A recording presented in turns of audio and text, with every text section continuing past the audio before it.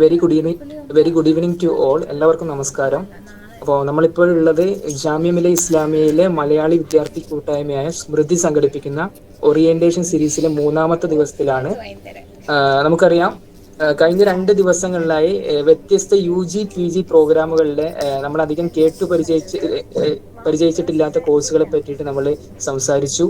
നമ്മൾ ഇന്ന് സംസാരിക്കാൻ വേണ്ടി പോകുന്നത് AJK MCRC അഥവാ Ajmal Jamal Kidwai mass communication and research center, ജാമിയയിലെ തന്നെ ഏറ്റവും മികച്ച സെന്റർ ആണ്, അല്ലെങ്കിൽ ഡിപ്പാർട്ട്മെന്റ് ആണ്. മാത്രമല്ല, നിങ്ങൾ ആ പോസ്റ്ററിനൊപ്പമുള്ള ടെക്സ്റ്റിൽ കണ്ടിട്ടുണ്ടാവും. ഈ വർഷം ഓസ്കാറിന് വേണ്ടിയിട്ടുള്ള നോമിനേഷന് വേണ്ടിയിട്ട് പോയിട്ടുള്ള സിനിമയിൽ അതിൽ പിന്നിൽ പ്രവർത്തിച്ചിട്ടുണ്ടായിരുന്ന AJK MCRC നിന്നുള്ള ആൾക്കാരായിരുന്നു എന്നുള്ളത്. അങ്ങനെ ഏഷ്യയിലെ തന്നെ നിരവധി തവണകളിലായി റാങ്കിങ്ങിൽ ഉൾപ്പെട്ടിട്ടുള്ള ഒരു സെന്റർ ആണ്, അല്ലെങ്കിൽ ഡിപ്പാർട്ട്മെന്റ് ആണ് AJK mass communication and research centre എന്ന് പറയുന്നത്. അപ്പോൾ അതിനെക്കുറിച്ചുള്ള കൂടുതൽ വിവരങ്ങൾ നിങ്ങൾക്ക് ഇന്ന് അറിയാൻ വേണ്ടി സാധിക്കും ഈ ഒരു സെഷനിലൂടെ. ഈ ഒരു സെഷൻ AJK MCRC കുറിച്ചിട്ടുള്ള സെന്ററിനെ കുറിച്ചുള്ള ഓവറോൾ ആയിട്ടുള്ള ഒരു ഓറിയന്റേഷൻ നൽകിയ സാലിം കെ ആയിരിക്കും. അതിനോടൊപ്പം തന്നെ അദ്ദേഹം ചെയ്തുകൊണ്ടിരിക്കുന്ന MA മാസ് കമ്മ്യൂണിക്കേഷനെ കുറിച്ചും സംസാരിക്കും. അതിനുശേഷം നിങ്ങളോട് സംസാരിക്കുക ജലാൽക്ക ആയിരിക്കും. ജലാൽക്ക PG diploma in broadcasting technology അതായിരുന്നു ജാമ്യയിൽ നിന്നും കഴിഞ്ഞിട്ടുണ്ടായിരുന്നത്. ആ ഒരു കോഴ്സിനെ പറ്റിയും, പിന്നെ അതുപോലെ still photography and PG diploma in still photography and visual communication എന്നുള്ള ആ ഒരു കോഴ്സ് ഒഴികെയുള്ള ബാക്കി എല്ലാ PG ഡിപ്ലോമ കോഴ്സുകളെ കുറിച്ചിട്ടും സംസാരിക്കും. അതിനുശേഷം സംസാരിക്കുക നിവേദിയായിരിക്കും. MA കൺവേർജൻ ജേർണലിസ്റ്റ് ആണ് ഇവിടെ ചെയ്തുകൊണ്ടിരിക്കുന്നത്. പിന്നീട് സംസാരിക്കുക അജ്മൽ ഫവാസ് ആയിരിക്കും. PG diploma in still photography and visual communication ആ ഒരു കോഴ്സാണ് ഇവിടെ ചെയ്തുകൊണ്ടിരിക്കുന്നത്. അവസാനമായിട്ട് സംസാരിക്കുക ആര്യ കൃഷ്ണനായിരിക്കും. മീഡിയ ഗവർണൻസ് ആണ്, ഇവിടെ ഫസ്റ്റ് ഇയർ വിദ്യാർത്ഥിയാണ്. അവരായിരിക്കും നിങ്ങളടുത്ത് ആദ്യമായിട്ട് സംസാരിക്കുക. നമ്മുടെ പ്രോഗ്രാമിന്റെ സ്ട്രക്ചർ എന്ന് പറയുന്നത് ഈ ഒരു രീതിക്കാണ്. ഈ 5 സ്പീക്കേഴ്സ് സംസാരിച്ചതിന് ശേഷം നിങ്ങൾക്ക് ഒരു Q&A സെഷൻ ഉണ്ടാവും. ആ ഒരു സെഷനിൽ നിങ്ങൾക്ക് ക്വസ്റ്റ്യൻസ് അല്ലെങ്കിൽ ക്വയറീസ് എന്തെങ്കിലും ഉണ്ടെങ്കിൽ നിങ്ങൾക്ക് ചോദിക്കാം. അപ്പം കൂടുതലൊന്നും വിശദീകരിക്കാതെ ഡയറക്റ്റ് ആയിട്ട് നമ്മൾ പ്രോഗ്രാമിലോട്ട് കടക്കുകയാണ്. ഞാൻ നേരത്തെ സൂചിപ്പിച്ചതുപോലെ തന്നെ ഫസ്റ്റ് സെഷൻ കൈകാര്യം ചെയ്യുന്നത് AJK മാസ് കമ്മ്യൂണിക്കേഷനെ കുറിച്ചുള്ള ഓവറോൾ ആയിട്ടുള്ള ഒരു ഓറിയന്റേഷനും സാലിംക്ക് ചെയ്തുകൊണ്ടിരിക്കുന്ന mass communication MA mass communication കോഴ്സിനെ കുറിച്ചുള്ള ഒരു ടോക്കും ആയിരിക്കും. അത് കൈകാര്യം ചെയ്യാൻ വേണ്ടിയിട്ട് സാലിം കെ വളരെ ഹൃദയപൂർവ്വം ഞാൻ സ്വാഗതം ചെയ്യുകയാണ്. സാലിം ക, over to U.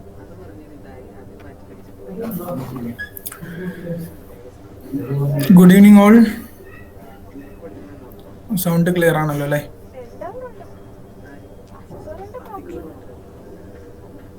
Voice clear ആണല്ലോ? ആരെങ്കിലും ഒന്ന് റെസ്പോണ്ട് ചെയ്യോ? Okay. So very good morning to all. Welcome to Smriti സംഘടിപ്പിക്കുന്ന ഓറിയന്റേഷൻ സീരീസിന്റെ 3ാമത്തെ ദിവസത്തിലേക്ക് എല്ലാവർക്കും സ്വാഗതം. അപ്പോൾ നമ്മൾ ഇന്ന് സംസാരിക്കാൻ പോകുന്നത് മാസ് കമ്മ്യൂണിക്കേഷൻ റിലേറ്റഡ് ആയിട്ടുള്ള ജാമിയ പ്രൊവൈഡ് ചെയ്യുന്ന കോഴ്സുകളെ കുറിച്ചാണ്. നമ്മുടെ ഓഡിയൻസിൽ ഒട്ടുമിക്ക പേരും മീഡിയ റിലേറ്റഡ് ആയിട്ടുള്ള കോഴ്സുകൾ അന്വേഷിച്ചുകൊണ്ടിരിക്കുന്നവരാണ് എന്നാണ് ഞാൻ മനസ്സിലാക്കുന്നത്. മറ്റ് യൂണിവേഴ്സിറ്റികളെ പോലെ തന്നെ Jamia Millia Islamia university mass communication masters provide ചെയ്യുന്ന ഒരു സെന്റർ ഉണ്ട് നമുക്ക്, AJK MCRC എന്ന് പറയുന്ന. അപ്പോൾ ഞാൻ AJK MCRC കുറിച്ചുള്ള ഒരു ഓവറോൾ ഇത് തരാം. പിന്നെ അതുപോലെ ഞാൻ ഇപ്പോൾ ചെയ്തുകൊണ്ടിരിക്കുന്നത് MA മാസ് കമ്മ്യൂണിക്കേഷൻ ആണ്. ഇപ്പോൾ സെക്കൻഡ് ഇയർ സ്റ്റുഡൻ്റ് ആണ്. അപ്പോൾ ഞാൻ എൻ്റെ കോഴ്സിനെ കുറിച്ചും ഒരല്പം സംസാരിക്കാം. ബാക്കിയുള്ള സെന്ററിലുള്ള ബാക്കിയുള്ള കോഴ്സുകളെ കുറിച്ച് ഓരോ കോഴ്സിനെ റെപ്രസെന്റ് ചെയ്തിട്ട് നമുക്ക് ആളുകൾ സംസാരിക്കും. അപ്പോൾ എന്തെങ്കിലും വോയിസിന് ഇഷ്യൂ വരികയാണെങ്കിൽ പറയണം. AJK mass communication research centre എന്ന് പറയുന്നത് നിങ്ങളെല്ലാവരും ഒരുപക്ഷെ മാസ് കമ്മ്യൂണിക്കേഷൻ എന്താണെന്നുള്ളത് കേട്ടിട്ടുണ്ടാവും, മീഡിയ എന്താണെന്നുള്ളത് കേട്ടിട്ടുണ്ടാവും. മറ്റുള്ള യൂണിവേഴ്സിറ്റികളിൽ നിന്ന് വ്യത്യസ്തമായി ഒരു യൂണിവേഴ്സിറ്റി നൽകുന്ന MA മാസ് കമ്മ്യൂണിക്കേഷൻ അല്ലെങ്കിൽ മാസ് കമ്മ്യൂണിക്കേഷൻ ആൻഡ് ജേർണലിസം എന്ന മാസ്റ്റേഴ്സ് ഡിഗ്രിയിൽ ഉപരിയായിട്ട് കുറച്ചുകൂടി പ്രാക്ടിക്കലായി മാസ് കമ്മ്യൂണിക്കേഷന്റെ വിവിധ തലങ്ങളെ ആസ്പെക്ട് ചെയ്യുന്ന, പ്രാക്ടിക്കലായി ട്രെയിനിങ് കൊടുക്കുന്ന, അതോടൊപ്പം ക്രിയേറ്റീവായിട്ട് സ്റ്റോറി ടെല്ലിങ്ങിനെ ഹെൽപ്പ് ചെയ്യുന്ന കോഴ്സ് മൊഡ്യൂളാണ് AJK MCRC പ്രൊവൈഡ് ചെയ്തുകൊണ്ടിരിക്കുന്നത്. അപ്പോൾ മാസ് കമ്മ്യൂണിക്കേഷൻ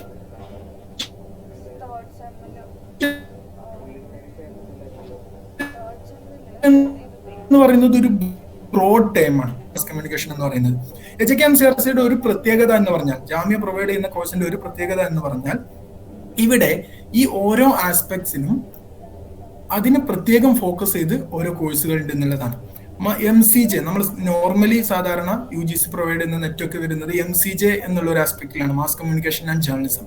എന്നാൽ നമുക്കൊക്കെ ഒരു പറ്റിയൊരു ഫോൾട്ട് എന്നല്ല, ഒരു പക്ഷേ അതൊരു അനുഗ്രഹം കൂടിയായിരിക്കാം, മാസ് കമ്മ്യൂണിക്കേഷനും ജേർണലിസം സെപ്പറേറ്റ് ആയിട്ട് 2 PG ആണ് ഇവിടെ ഉള്ളത്.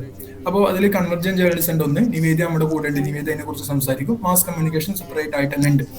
അപ്പോൾ Anwar Jamal Kidwai mass communication research centre എന്ന് പറഞ്ഞാൽ ഇതൊരു ഡിപ്പാർട്ട്മെന്റ്, ഒരു സെന്റർ ആയിട്ടാണ്, റിസർച്ച് ബേസ്ഡ് സെന്റർ ആയിട്ടാണ് ജാമ്യയിൽ എസ്റ്റാബ്ലിഷ്ഡ് ആയിട്ടുള്ളത്. 1982 മുതൽ പ്രവർത്തിച്ചു വരുന്ന ഡിപ്പാർട്ട്മെന്റ് ആണ്. ഇവരുടെ HKMCRCയുടെ ഒരു മോട്ടോ എന്ന് പറയുന്നത് തന്നെ ക്രിയേറ്റ് തിങ്കിങ് പ്രൊഫഷണൽസ്. ആ വേർഡാണ് വെബ്സൈറ്റിലൊക്കെ എപ്പോഴും കോട്ട് ചെയ്യാറുള്ളത്, create thinking professionals. What do you mean by professional? Professionals എന്ന് പറഞ്ഞാൽ എന്താ? ഒരു പ്രൊഫഷനുമായി ബന്ധപ്പെട്ട് പ്രവർത്തിക്കുന്നവരാണ് പ്രൊഫഷണൽസ് എന്ന് പറഞ്ഞാൽ. അപ്പോൾ അവര് കൂടുതലും ഫീൽഡിൽ അല്ലെങ്കിൽ ഇൻഡസ്ട്രിയിൽ അത്രയും എക്സ്പേർട്ട് ആയിട്ടുള്ള ആളുകളായിരിക്കും. അതോടൊപ്പം തന്നെ ഇന്റലക്ച്വലി ബോൾഡ് ആയിട്ടുള്ള, ക്രിയേറ്റീവ് ആയിട്ടുള്ള, നമ്മുടെ സൊസൈറ്റിയുടെ വിവിധ മാറ്റങ്ങളോട് പ്രതികരിക്കാൻ കെൽപ്പുള്ള, നമ്മുടെ സൊസൈറ്റിയുടെ ചലനങ്ങളോട് എപ്പോഴും അതിന്റെ കൂടെ സഞ്ചരിക്കാൻ കെൽപ്പുള്ള, എന്നാൽ പ്രൊഫഷണലായി വർക്ക് ചെയ്യാൻ സാധ്യമാകുന്ന സ്റ്റുഡൻസിനെ അല്ലെങ്കിൽ ഇൻഡസ്ട്രി എക്സ്പേർട്ടുകളെ വാർത്തെടുക്കുക എന്നുള്ള ഒരു ലക്ഷ്യത്തിലാണ് HKMCRC പ്രവർത്തിച്ചു വരുന്നത്. ഞാൻ ഇതിന്റെ ചെറിയൊരു ഹിസ്റ്ററി പറയാം. 1982 അൻവർ ജമാൽ കിദ്വായ് എന്ന് പറഞ്ഞ മുൻ ഗവർണറും വിവിധ സംസ്ഥാനങ്ങൾ ഗവർണറായിട്ട്, പിന്നെ പൂനെ ഫിലിം ഇൻസ്റ്റിറ്റ്യൂട്ടിന്റെ ചാൻസലറൊക്കെ ആയിട്ട് വർക്ക് ചെയ്തിരുന്ന, പിന്നീട് ജാമിയ മില്ലിയയുടെ VC ആയി റിട്ടയർ ചെയ്ത അൻവർ ജമാൽ കിദ്വായി ആണ് ഈ ഒരു മീഡിയ സ്കൂൾ ഇവിടെ സ്ഥാപിക്കുന്നത്. വ്യത്യസ്ത കൊളാബറേഷൻസോട് കൂടി പ്രവർത്തിച്ചു വരുന്നുണ്ട്. യോർക്ക് യൂണിവേഴ്സിറ്റി, ടൊറന്റോ, അതുപോലെ ജാമിയ മില്ലിയ, പിന്നെ ഒരു സീഡ, കനേഡിയൻ ഇന്റർനാഷണൽ ഡെവലപ്മെന്റ് ഏജൻസി, കാനഡയിലെ ഒരു ഡെവലപ്മെന്റ് ഏജൻസിയാണ്, ഒരു UGCയും തമ്മിലുള്ള. അങ്ങനെ വ്യത്യസ്ത കൊളാബറേഷൻസോട് കൂടിയാണ് HKMCRC എസ്റ്റാബ്ലിഷ്ഡ് ആയിട്ടുള്ളത്, ഇപ്പോഴും പ്രവർത്തിച്ചു വരുന്നത്. ഇപ്പോഴും MCRCയുടെ ഫണ്ടിങ് ഒക്കെ വരുന്നത് ഈ ഒരു കൊളാബറേഷനിലൂടെ തന്നെയാണ്. Both theoretical and practical education, ഞാൻ പറഞ്ഞല്ലോ, തിങ്കിങ് പ്രൊഫഷണൽസ് എന്ന് വരുന്നത് എവിടുന്നാണ്? തിയറിയുടെ ഒരുപാട് ക്ലാസ്സുകൾ ഉണ്ടാവും, അതോടൊപ്പം പ്രാക്ടിക്കലി വെൽ എക്യുപ്ഡ് ഒരു ക്യാമ്പസ് ആണ് MCRC എന്ന് പറയുന്നത്. MCRCയിൽ നമ്മൾ ഇടയ്ക്ക് ടൂറൊക്കെ സംഘടിപ്പിക്കാറുണ്ട്.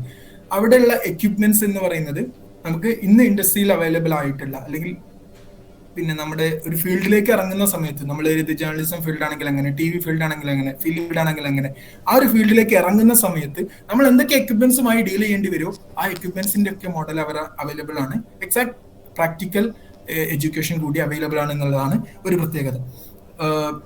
അപ്പൊ അതാണ് ഒരു ബ്രീഫ് ഹിസ്റ്ററി. ഇവിടെ വളരെ കുറച്ച് കോഴ്സുകളെ കൊടുക്കുന്നുള്ളൂ. പ്രത്യേകം നോട്ട് ചെയ്യുക, UG കഴിഞ്ഞവർക്ക് എല്ലാ കോഴ്സുകൾക്കും ബേസിക് എലിജിബിലിറ്റി എന്ന് പറയുന്നത് UG ആണ്. UG കഴിഞ്ഞവർക്ക് മാസ്റ്റേഴ്സ് തലത്തിലുള്ള കോഴ്സുകളാണുള്ളത്. ഒരു പ്രാക്ടീസ് ബേസ്ഡ് PhD കൊടുക്കുന്നുണ്ട് മാസ്റ്റേഴ്സ് കഴിഞ്ഞവർക്ക്.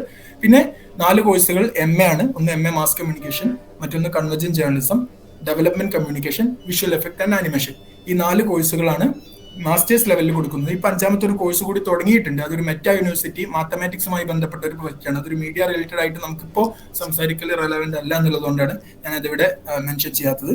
പിന്നെ ഒരു 3 ഡിപ്ലോമ കോഴ്സുകളുണ്ട്. ഇന്റൻസീവ് ഡിപ്ലോമ കോഴ്സുകളാണ്. Diploma in broadcast technology, diploma in still photography and visual communication and diploma in acting. ഈ 7 കോഴ്സുകളാണ് പ്രധാനമായിട്ടും, 8 കോഴ്സുകളാണ് പ്രധാനമായിട്ടും. ഒരു PhDയും 7, 4 മാസ്റ്റേഴ്സ് ഡിഗ്രിയും 3 PG ഡിപ്ലോമകളുമാണ് പ്രധാനമായിട്ടും HKMCRC പ്രദാനം ചെയ്യുന്ന കോഴ്സുകൾ. ഏതൊരു ഇൻസ്റ്റിറ്റ്യൂഷന്റെയും അവിടുത്തെ മികവ്, അവിടുത്തെ എമിനൻസ് നമ്മൾ പരിശോധിക്കുന്നത് സ്വാഭാവികമായിട്ടും അവിടുന്ന് പഠിച്ചിറങ്ങിയവർ ഇപ്പോൾ എന്ത് ചെയ്യുന്നു എന്ന് നോക്കിയിട്ടാണ്, അല്ലേ? HKMCRCയുടെ പ്രൊജക്ടുകളാണ് നിങ്ങളിപ്പോൾ സ്ക്രീനിൽ കണ്ടുകൊണ്ടിരിക്കുന്നത്. ഷാറൂഖ് ഖാൻ മുതൽ ബർക്കാദത്ത് പോലെയുള്ള, കബീർ ഖാൻ മുതലുള്ള, ഹബീബ് ഫൈസൽ മുതലുള്ള, കിരൺ റാവു പോലെയുള്ള, ദാനിഷ് സിദ്ദീഖ് പോലെയുള്ള ഒരുപാട് ഡയറക്ടർമാർ, ഒരുപാട് ജേർണലിസ്റ്റുകൾ, ഒരുപാട് ഫോട്ടോ ജേർണലിസ്റ്റുകൾ, ഒരുപാട് സ്ക്രീൻ റൈറ്റേഴ്സ്, അതുപോലെ ഒരു നിരവധി സ്കോളേഴ്സ്, നിരവധി സിനിമാറ്റോഗ്രാഫേഴ്സ് അടങ്ങിയിട്ടുള്ള വലിയൊരു അലുമിനികളുടെ ഒരു നിര തന്നെ HKMCRCക്ക് സ്വന്തമായിട്ടുണ്ട്. അതുകൊണ്ട് തന്നെ മീഡിയ എഡ്യൂക്കേഷനുമായി ബന്ധപ്പെട്ടുള്ള പഠനങ്ങളിലെല്ലാം ഔട്ട്ലുക്ക് അടക്കമുള്ള ഒരുപാട് മീഡിയ ഏജൻസികൾ നടത്തിയിട്ടുള്ള പഠനങ്ങളിലെല്ലാം ഏഷ്യയിലെ തന്നെ, സൗത്ത് ഏഷ്യയിലെ തന്നെ ഏറ്റവും നമ്പർ 1 മാസ് കമ്മ്യൂണിക്കേഷൻ ഡിപ്പാർട്ട്മെന്റ് ആയിട്ടാണ് HKMCRCയിലെ കോഴ്സുകൾ അറിയപ്പെടുന്നത്. ഇവിടുത്തെ മെയിൻ പ്രത്യേകത എന്ന് പറയുന്നത് ഇവിടെയുള്ള പ്രൊഡക്ഷൻ ഫെസിലിറ്റീസ് ആണ്. നിങ്ങൾ ഈ ചിത്രത്തിൽ കാണുന്നുണ്ടാവും. ഇത് ഒന്ന് PCR ആണ്. ഒരു ഫുള്ളി ഫ്ലെഡ്ജ് TV സ്റ്റുഡിയോ പിന്നെ നമ്മുടെ MCRCയിലുണ്ട്. ഒന്ന് എൻറ്റയർലി ഫോർ സ്റ്റുഡൻസിനാണ്. സ്റ്റുഡൻസ് പ്രൊഡക്ഷന് വേണ്ടിയിട്ട് വലിയൊരു സ്റ്റുഡിയോ ഉണ്ട്. അതിന്റെ ഒരു ചെറിയ വലുപ്പത്തിലുള്ള ഒരു മിനി സ്റ്റുഡിയോ UGCയുടെ ഒരു ചാനൽ ഇന്ന് MCRCയിൽ നിന്ന് വർക്ക് ചെയ്തുകൊണ്ടിരിക്കുന്നുണ്ട്. അപ്പോൾ MCRCയിൽ നിന്ന് വർക്ക് ചെയ്തുകൊണ്ടിരിക്കുന്ന ആ ഒരു ചാനലും അതുപോലെ തന്നെ ഒരു റേഡിയോ ജാമിയ 90.4 എന്ന് പറയുന്ന ഒരു കമ്മ്യൂണിറ്റി റേഡിയോ, ഒരു റേഡിയോ ഡെയിലി 10 മുതൽ 4 മണി വരെ വർക്ക് ചെയ്തുകൊണ്ടിരിക്കുന്നു. അതുപോലെ UGCയുടെ സ്വയംപ്രഭ എന്ന് പറയുന്ന സ്വയംപ്രഭ 35 സ്വയംപ്രഭ എന്ന് പറയുന്ന ഒരു ചാനല് എഡ്യൂക്കേഷൻ പരിപാടികളൊക്കെ ടെലികാസ്റ്റ് ചെയ്യുന്ന ഒരു ചാനലും MCRCയിൽ നിന്ന് തന്നെ വർക്ക് ചെയ്തുകൊണ്ടിരിക്കുന്നുണ്ട്. അതിനുവേണ്ടി സെപ്പറേറ്റ് ഒരു സ്റ്റുഡിയോ ഉണ്ട്. സ്റ്റുഡൻസിന് വേണ്ടിയിട്ടുള്ള ഒരു TV സ്റ്റുഡിയോ ഉണ്ട്. അതിന് വേണ്ടിയിട്ടുള്ള ക്യാമറ എക്യുപ്മെന്റ്സ് ഉണ്ട്. മൾട്ടിമീഡിയ ലാബുകൾ ഉണ്ട്. സ്റ്റുഡിയോ ഉണ്ട്. റെക്കോർഡിംഗ് ബൂത്തുകൾ ഉണ്ട്. ഇതിനൊക്കെ വേണ്ടിയിട്ട് തന്നെ ജാമ്യമായി പരിചയമുള്ളവർക്ക് അറിയാം, ജാമ്യയുടെ 8ാം നമ്പർ ഗേറ്റിന്റെ ഒരു ക്യാമ്പസിന്റെ ഒരു മൂലയിലേക്ക് മാർജിനലൈസ് ചെയ്യപ്പെട്ട് കിടക്കുന്ന ഒരു വലിയൊരു ബിൽഡിംഗ് ആണ്. ഇതെല്ലാം ഉൾക്കൊണ്ടിട്ടുള്ള ഒരു ബിൽഡിംഗ് ആണ് MCRCയുടെ ബിൽഡിംഗ് എന്ന് പറയുന്നത്. പിന്നെ ഇവിടെ റിസോഴ്സ് സെന്ററുകൾ ഉണ്ട്, ഫോട്ടോകോപ്പി റൂമുകൾ ഉണ്ട്, അതുപോലുള്ള ഒരുപാട് എക്യുപ്മെന്റ്സ്. നമുക്കിന്ന് റേഡിയോ ആയാലും ഫോട്ടോഗ്രാഫി ആയാലും TV ആയാലും മറ്റെന്ത് എക്യുപ്മെന്റ്സ് ബേസ്ഡ് എന്തെല്ലാം ഉണ്ടോ അതിന്റെ എല്ലാം ഒരു ബേസിക് ലെവലിലുള്ള എക്യുപ്മെന്റ്സ് ഒക്കെ ഇവിടെ അവൈലബിൾ ആണ്. സൗകര്യങ്ങൾ അവൈലബിൾ ആണ്. പ്രൊഡക്ഷൻ ഫെസിലിറ്റീസ് അവൈലബിൾ ആണ് എന്നുള്ളതാണ്. പിന്നെ അപ്പോൾ ഇതാണ് ഒരു ഓവർവ്യൂ ഇവിടെ കൊടുക്കുന്ന നമ്മുടെ AJK MCRC സെന്ററിനെ കുറിച്ചുള്ള ഒരു ഓവർവ്യൂ. ഞാനിപ്പോൾ ചെയ്തുകൊണ്ടിരിക്കുന്ന MA മാസ് കമ്മ്യൂണിക്കേഷൻ കോഴ്സിനെ കുറിച്ചുള്ള ഒരു ചെറിയ ഡീറ്റെയിൽസ് ഞാൻ പറയാം. അത് കഴിഞ്ഞിട്ട് ഇവിടെയുള്ള മറ്റു കോഴ്സുകളെ കുറിച്ച് ഓരോ റെപ്രസെന്റേറ്റീവ് നിങ്ങളോട് പറയും. MA മാസ് കമ്മ്യൂണിക്കേഷൻ എന്ന് പറയുന്നത് AJK MCRCയിലെ ഫ്ലാഗ്ഷിപ്പ് കോഴ്സാണ്.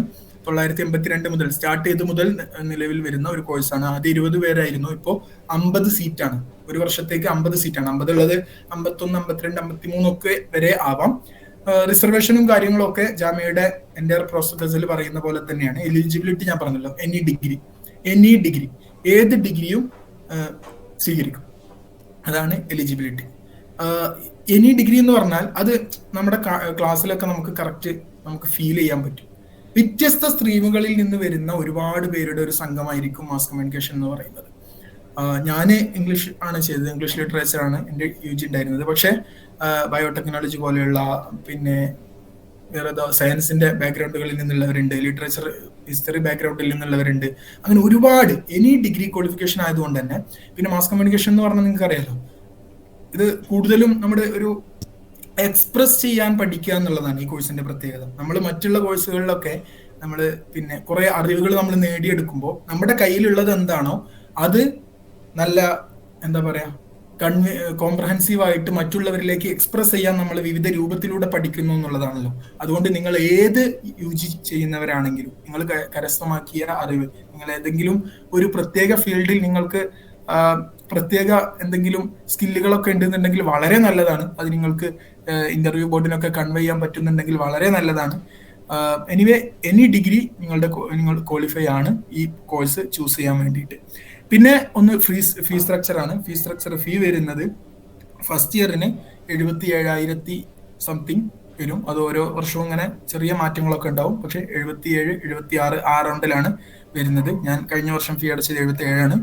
സെക്കൻഡ് ഇയറിന് 66. ടോട്ടൽ ഒരു 1.45 lakh റുപ്പീസ് ഇന്ത്യൻ റുപ്പിയാണ് നമ്മുടെ MA മാസ് കമ്മ്യൂണിക്കേഷന്റെ ഫീ വരുന്നത്.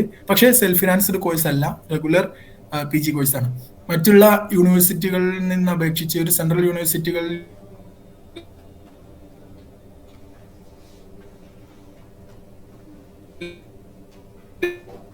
വരുമ്പോ അത് ഇവിടെയും അങ്ങനെ തന്നെയാണ്. സാധാരണ മറ്റുള്ള യൂണിവേഴ്സിറ്റികളിലുള്ള NCJ കോഴ്സുകൾക്ക് ഇത്ര ഫീസ് ഒന്നും വരാറില്ല. പക്ഷെ എന്തുകൊണ്ട് എന്നുള്ള ചോദ്യം, ഇവിടെ ഈ മാസ് കമ്മ്യൂണിക്കേഷൻ ഡിപ്പാർട്ട്മെന്റ് കമ്പയർ ചെയ്യുന്നത് അല്ലെങ്കിൽ ബാലൻസ് ചെയ്യുന്നത് നമ്മൾ എപ്പോഴും പിന്നെ കൂടെ വെച്ച് പരിശോധിക്കുന്ന ഡിപ്പാർട്ട്മെന്റുകൾ എന്ന് പറയുന്നത് മറ്റുള്ള സെൻട്രൽ യൂണിവേഴ്സിറ്റികളുടെ MCJ ഡിപ്പാർട്ട്മെന്റുകളല്ല, മറിച്ച് ഇന്ത്യയിൽ നിലവിലുള്ള ഫിലിം സ്കൂളുകളിലെ ഫീസ് സ്ട്രക്ചറുമായിട്ടാണ്. മീൻസ് കോഴ്സ് സ്ട്രക്ചറും അങ്ങനെയാണ്. ഫിലിം സ്കൂളുകളുടെ പൂനെ FTI പോലെയുള്ള അവിടെയൊക്കെ 6 ലക്ഷമൊക്കെ വരുന്നിടത്ത് ഇവിടെ ഒരു വർഷം 2 വർഷത്തിന് 1.5 ലക്ഷം വരുന്നുള്ളൂ എന്നുള്ളത് അങ്ങനെ കമ്പയർ ചെയ്ത് നോക്കുമ്പോഴാണ് ഇവിടുത്തെ ഫീസ് സ്ട്രക്ചർ കുറവാണെന്ന് നമുക്ക് ബോധ്യപ്പെടുന്നത്. ബിക്കോസ് എക്യുപ്മെന്റ്സ് നമുക്ക് കിട്ടുന്ന ആ ഒരു എക്സ്പോഷർ, നമുക്ക് കിട്ടുന്ന പ്രൊഫസേഴ്സ്, നമുക്ക് കിട്ടുന്ന കോഴ്സിന്റെ സ്ട്രക്ചർ എല്ലാം വെച്ച് നോക്കുമ്പോൾ ഏകദേശം ആ ഒരു പിന്നെ ലെവലിൽ നിന്നാണ് കോഴ്സിനെ കമ്പയർ ചെയ്തുകൊണ്ടിരിക്കുന്നത്. പിന്നെ ഇവിടുത്തെ സിലബസ് എന്ന് പറഞ്ഞാൽ അഡ്മിഷൻ പ്രൊസീജിയറിനെ കുറിച്ച് പറയാം. 3 തലങ്ങളാണ് ഇവിടുത്തെ അഡ്മിഷൻ. ഒന്ന് റിട്ടൺ എക്സാം ആണ്.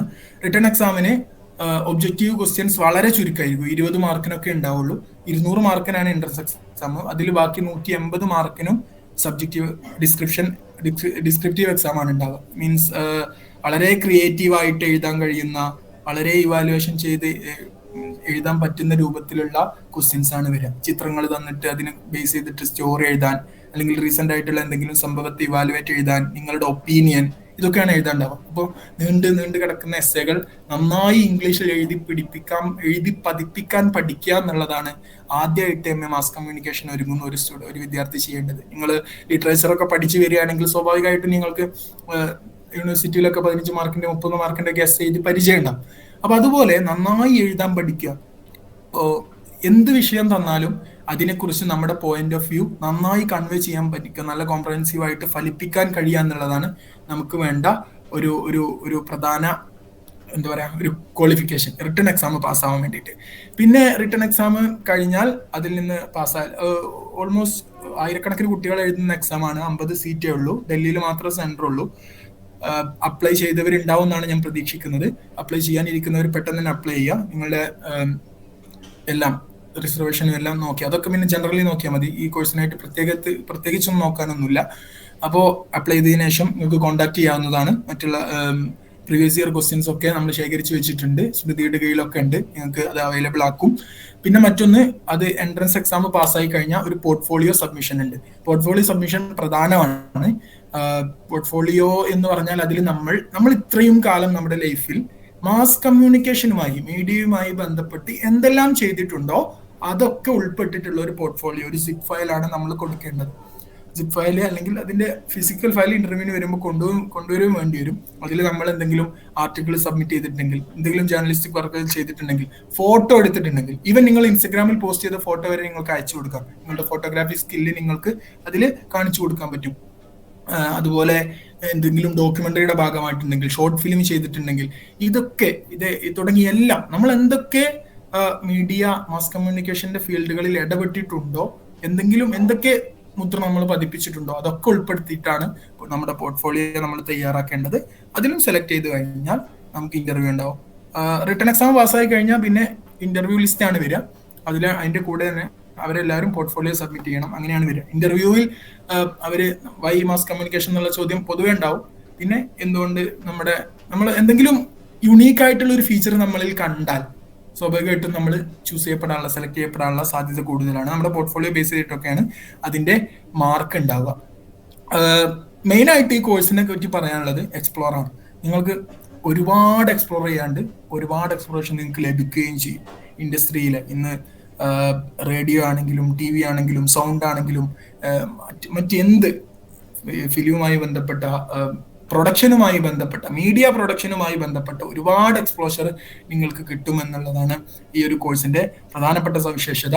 സിലബസുമായി ബന്ധപ്പെട്ട് പറയുകയാണെങ്കിൽ ഫസ്റ്റ് സെമസ്റ്ററിൽ നിങ്ങൾക്ക് റേഡിയോ ഉണ്ടാവും, റേഡിയോ പ്രൊഡക്ഷൻ ഉണ്ടാവും, ഫോട്ടോഗ്രാഫി ഉണ്ടാവും, അതുപോലെ ഡിജിറ്റൽ മീഡിയ ആർട്സ് എന്ന് പറയുന്ന DMA എന്നൊരു കോഴ്സ് ഉണ്ട്, അതുപോലെ TV പ്രൊഡക്ഷൻ ഉണ്ട്, എലക്റ്റീവ് ആണെങ്കിൽ സൗണ്ട് പഠിപ്പിക്കുന്നുണ്ട്, എഡിറ്റിംഗ് പഠിപ്പിക്കുന്നുണ്ട്, സിനിമോട്ടോഗ്രഫി പഠിക്കുന്നുണ്ട്, സ്ക്രീൻ റൈറ്റിംഗ് പഠിപ്പിക്കുന്നുണ്ട്. ഇങ്ങനെ ഒരുപാട് ഈ TV പ്രൊഡക്ഷന്റെ കീഴിൽ തന്നെ ഒരുപാട് ഘടകങ്ങൾ വരുന്നുണ്ട്. സ്പോർട്സ് ജേർണലിസം വരുന്നുണ്ട്. ഇങ്ങനെയുള്ള ഒരുപാട് പൊതുവെ മറ്റൊരു കാര്യം കൂടി, മാസ് കമ്മ്യൂണിക്കേഷൻ എന്ന് കേൾക്കുമ്പോഴേക്ക് ജേർണലിസം ഒക്കെ ആസ്പെക്ട് ആ ഒരു പിന്നെ ന്യൂസുമായി ബന്ധപ്പെട്ട്, വാർത്തകളുമായി ബന്ധപ്പെട്ട്, ജേർണലിസവുമായി ബന്ധപ്പെട്ട് വർക്ക് ചെയ്യാൻ താല്പര്യമുള്ള ഒരുപാട് പേര് വന്ന് ഇതിൽ കുടുങ്ങാറുണ്ട്. പിന്നീട് ഈ ഒരു കോഴ്സിന്റെ ഓളത്തിനൊത്ത് അവർ മാറുമെങ്കിലും പക്ഷെ അത് ഒരിക്കലും ഉണ്ടാവാൻ പാടില്ല. അതിന് കൺവെർജന്റ് ജേർണലിസം എന്ന് പറഞ്ഞ ന്യൂസുമായി ബന്ധപ്പെട്ട, ജേർണലിസവുമായി ബന്ധപ്പെട്ട, മാധ്യമ പ്രവർത്തനവുമായി ബന്ധപ്പെട്ട ഒരു ഫുള്ളി ഫ്ലെഡ്ജ്ഡ് കോഴ്സ് തന്നെ അവൈലബിൾ ആണ്. മാസ് കമ്മ്യൂണിക്കേഷൻ എന്ന് പറയുന്നത് ജേർണലിസം ഒരിക്കലുമല്ല, മറ്റുള്ള TV പ്രൊഡക്ഷൻ, OTT പ്രൊഡക്ഷനുമായി ബന്ധപ്പെട്ടിട്ടുള്ള, മീഡിയ പ്രൊഡക്ഷനുമായി ബന്ധപ്പെട്ടിട്ടുള്ള ഒരു കോഴ്സാണ് മാസ് കമ്മ്യൂണിക്കേഷൻ എന്ന് പറയുന്നത്. ഓക്കെ, ഇനി നമുക്ക് മറ്റൊരു കോഴ്സാണ് MA development communication, MA visual effects animation, MA convergent journalism. I think Nivedya join ചെയ്തിട്ടുണ്ടല്ലോ അല്ലേ? ഓക്കെ,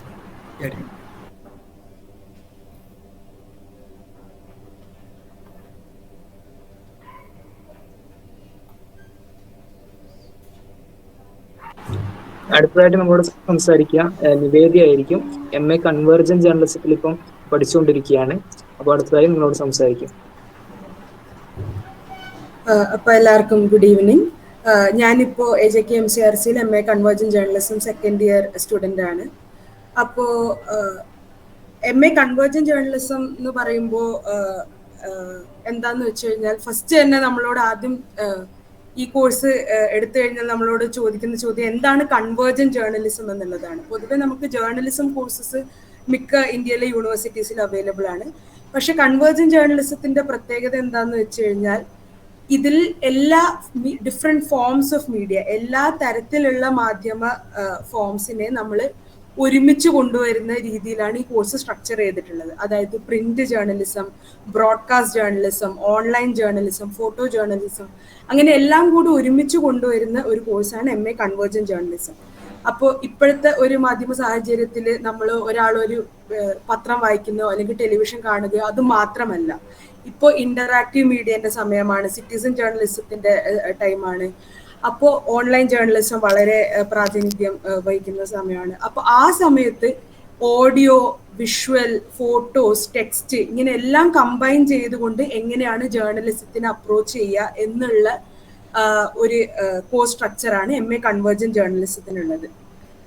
ഇപ്പോൾ ഓൾറെഡി സാലിം പറഞ്ഞതുപോലെ തന്നെ മാസ് കമ്മ്യൂണിക്കേഷനുമായിട്ട് ഡ്രാസ്റ്റിക്കലി ഡിഫറെൻ്റ് ആണ് convergent journalism. Purely journalism oriented ആണ്, വളരെ പ്രാക്ടിക്കൽ ഓറിയന്റഡ് ആണ്.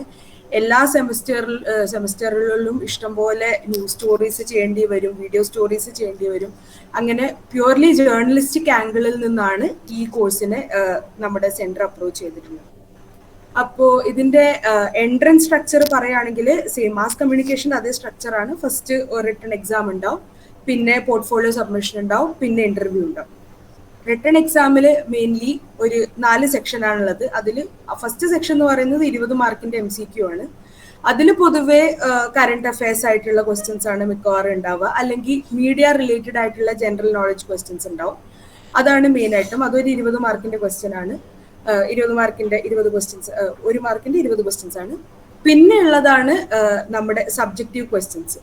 അതിലെന്ന് വെച്ച് കഴിഞ്ഞാൽ ഒരു സെക്ഷൻ എന്താന്ന് വെച്ച് കഴിഞ്ഞാൽ മെയിൻ ആയിട്ടും അനലിറ്റിക്കൽ ക്വസ്റ്റ്യൻസ് ആണ്. അതായത് റീസെന്റ് ആയിട്ട് നടക്കുന്ന, പൊതുവെ മിക്ക എല്ലാ വർഷത്തിലും റീസെന്റ് ആയിട്ട്, അതായത് കഴിഞ്ഞ എക്സാം കഴിഞ്ഞിട്ട് നടന്ന റീസെന്റ് ആയിട്ടുള്ള ഇന്റർനാഷണൽ, നാഷണൽ ആയിട്ടുള്ള എല്ലാ ഇമ്പോർട്ടൻറ്റ് ഈവെന്റ്സിനും.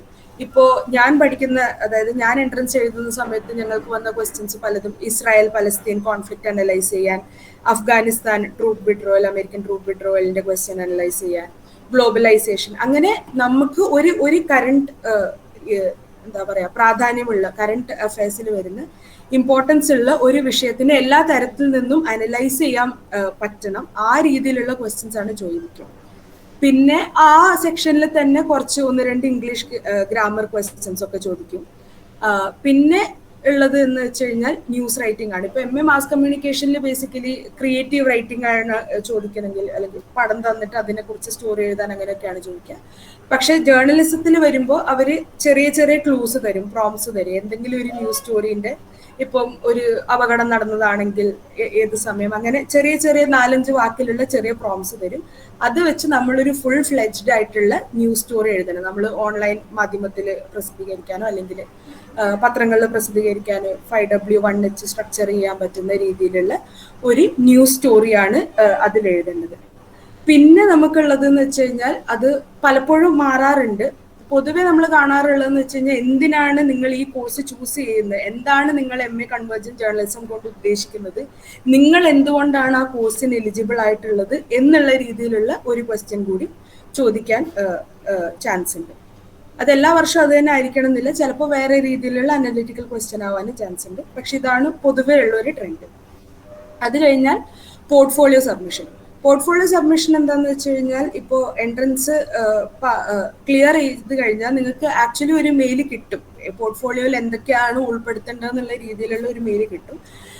പക്ഷെ പൊതുവെ ഉണ്ടാവാന്ന് വെച്ച് കഴിഞ്ഞാൽ ക്രിയേറ്റീവ് വർക്ക്, പബ്ലിഷ്ഡ് വർക്ക്, പിന്നെ ഇന്റേൺഷിപ്പ് സർട്ടിഫിക്കറ്റ്സ്, CV, ഇതാണ്. പിന്നെ എക്സ്ട്രാ കരിക്കുലർ ആക്ടിവിറ്റീസിന്റെ സർട്ടിഫിക്കറ്റ്, ഇതൊക്കെയാണ് പൊതുവെ ഒരു പോർട്ട്ഫോളിയോയിൽ നമ്മളോട് ഇൻക്ലൂഡ് ചെയ്യാൻ പറയാറ്. ഇതിലിപ്പോൾ നിങ്ങൾക്ക് പബ്ലിഷ്ഡ് വർക്ക്സ് ഇല്ലെങ്കിൽ പേടിക്കേണ്ട കാര്യമൊന്നുമില്ല. പലരും അത് ചോദിക്കാറുണ്ട്. അതായത് നമ്മൾ ഇപ്പോൾ വേറെ, ഇപ്പോൾ നേരത്തെ പറഞ്ഞതുപോലെ പല ഡിഫറെന്റ് ബാക്ക്ഗ്രൗണ്ട്സിൽ നിന്ന് വരുന്ന ആൾക്കാരും ഉണ്ട്. അപ്പൊ ഇപ്പോൾ മാധ്യമത്തിൽ പബ്ലിഷ്ഡ് വർക്ക് ഉണ്ടാവണമെന്ന് നിർബന്ധമില്ലായിരുന്നു. പക്ഷെ നിങ്ങൾക്ക് ഈ കോഴ്സിനോടുള്ള അഭിരുചി കാണിക്കാൻ പറ്റുന്ന എന്തെങ്കിലും വർക്ക്, അതിപ്പോൾ നിങ്ങൾ പോർട്ട്ഫോളിയോന് വേണ്ടി ചെയ്താൽ പോലും കുഴപ്പമില്ല, അത് പബ്ലിഷ്ഡ് ആയിരിക്കണം എന്ന് പോലും ഇല്ല. പലപ്പോഴും നിങ്ങൾക്ക് ഈ കോഴ്സിനോട് എത്രമാത്രം ഇൻട്രസ്റ്റ് ഉണ്ട്, നിങ്ങൾക്ക് അതിനെ ഏത് രീതിയിൽ അപ്രോച്ച് ചെയ്യാൻ പറ്റുമെന്ന് നിങ്ങൾക്ക് പോർട്ട്ഫോളിയോയിലൂടെ തെളിയിക്കാൻ പറ്റിക്കഴിഞ്ഞാൽ അത് തന്നെ ധാരാളമാണ്. ഫോട്ടോസ്, റാൻഡമായിട്ട് എടുത്ത ഫോട്ടോസ്, അത് നിങ്ങളുടെ കഴിവ് സ്കില്ല് കാണിക്കുന്നുണ്ടെങ്കിൽ അത് കുഴപ്പമില്ല. നിങ്ങൾ എഴുതിയ എസ്സേസോ ആർട്ടിക്കിൾസോ എന്തെങ്കിലും റിസർച്ച് ഓറിയന്റഡ് ആയിട്ടുള്ള പേപ്പേഴ്സോ അങ്ങനെ എന്ത് വേണമെങ്കിലും നമുക്ക് അതിൽ സബ്മിറ്റ് ചെയ്യാവുന്നതാണ്. സബ്മിറ്റ് ചെയ്യുമ്പോൾ സൂക്ഷിക്കേണ്ട എന്താണെന്ന് വെച്ച് കഴിഞ്ഞാൽ ആ സബ്മിഷൻ ചെയ്യുന്ന പോർട്ട്ഫോളിയോ ആണ് നമ്മുടെ ഇന്റർവ്യൂവിൽ റിഫ്ലക്റ്റ് ആവാൻ പോകുന്നത്. അതായത് ഇന്റർവ്യൂവിൽ വരുമ്പോൾ മോസ്റ്റ് ഓഫ് ദി ക്വസ്റ്റ്യൻസ് പലപ്പോഴും നമ്മുടെ പോർട്ട്ഫോളിയോനെ ബേസ് ചെയ്തിട്ടായിരിക്കും. അതിൽ നിങ്ങൾ കാണിച്ചിട്ടുള്ള സംഭവങ്ങളെ കുറിച്ചോ അല്ലെങ്കിൽ നിങ്ങൾ പ്രവർത്തിച്ചിട്ടുള്ള ഏതെങ്കിലും മീഡിയ ഹൗസിനെ കുറിച്ചോ അങ്ങനെ ആ രീതിയിലായിരിക്കും ഇന്റർവ്യൂവിൽ മെയിൻ ആയിട്ടും ക്വസ്റ്റ്യൻസ് വരാൻ ചാൻസ് ഉണ്ട്. അപ്പോൾ നമ്മൾ സബ്മിറ്റ് ചെയ്യുന്ന പോർട്ട്ഫോളിയോനെ കൊണ്ട് നമ്മൾ വളരെ തറവായിരിക്കണം. അതാണ് ഇന്റർവ്യൂവിൽ പ്രത്യേകിച്ച് ശ്രദ്ധിക്കാനുള്ളത്. ഇതാണ് പൊതുവെ ഇത് എൻട്രൻസിന്റെ ഒരു സ്ട്രക്ചർ. പിന്നെ MA കൺവേർജന്റ് ജേർണലിസത്തിനെ കുറിച്ച് പറയുകയാണെങ്കിൽ ഫാക്കൽറ്റി എന്ന് പറയുന്നത് പൊതുവെ AJK MCRCയിലെ പെർമനന്റ് ഫാക്കൽറ്റി നമ്മളധികം പഠിപ്പിക്കാറില്ല. കൂടുതലും ഇൻഡസ്ട്രിയിൽ വർക്ക് ചെയ്തുകൊണ്ടിരിക്കുന്ന അല്ലെങ്കിൽ ഓൾറെഡി വർക്ക് ചെയ്തിട്ട് ഇപ്പൊ റിസൈൻ ചെയ്തതോ അല്ലെങ്കിൽ ബ്രേക്ക് എടുത്തതോ ആയ ആൾക്കാരാണ് പൊതുവെ നമുക്ക് മിക്ക കോഴ്സുകളും പഠിപ്പിക്കാറ്.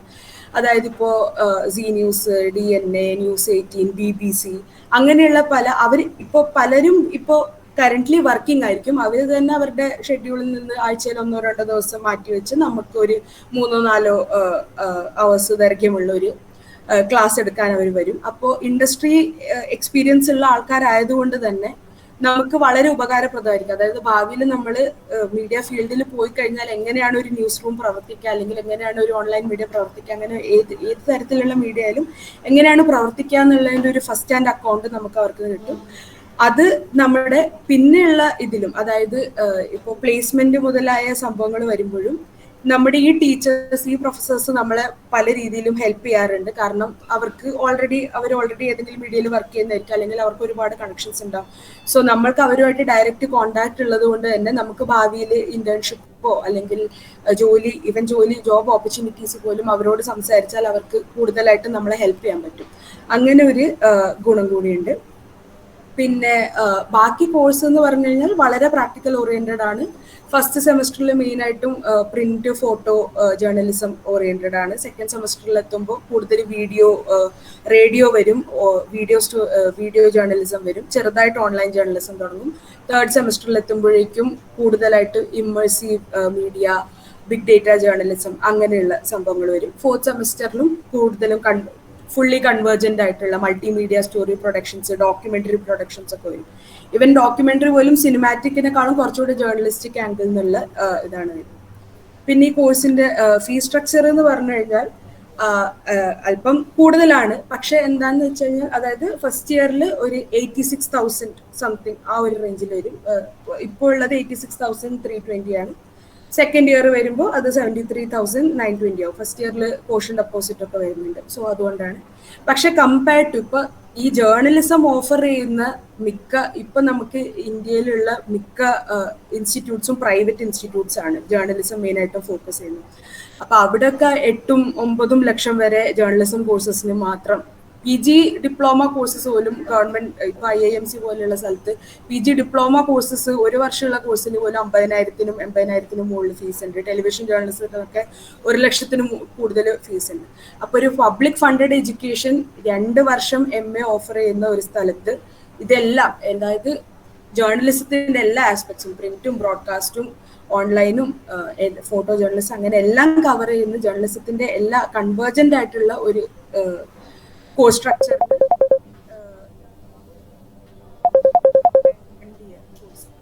വരുന്നത്.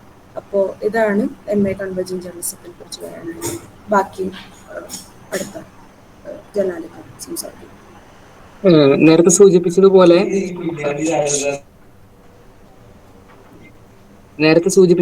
3 PG ഡിപ്ലോമ കോഴ്സുകളാണ് AJK MCRC സെന്റർ പ്രൊവൈഡ് ചെയ്യുന്നത്.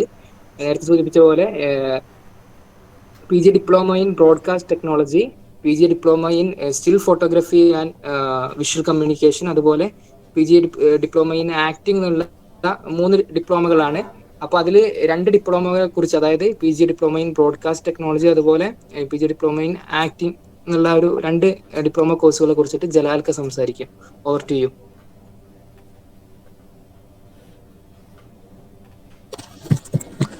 Hello everyone. നിങ്ങൾ MCRCനെ കുറിച്ച് കൃത്യമായിട്ട് ഇപ്പോൾ സാലിമിൻ്റെ ക്ലാസ്സിൽ നിന്ന് മനസ്സിലായിട്ടുണ്ടാവും. സാലിമിൻ്റെ സെഷനിൽ എന്താണ് MCRC കൊടുക്കുന്നത്, ഏതൊക്കെ ഇത്തരം കോഴ്സുകൾ കൊടുക്കുന്നത്.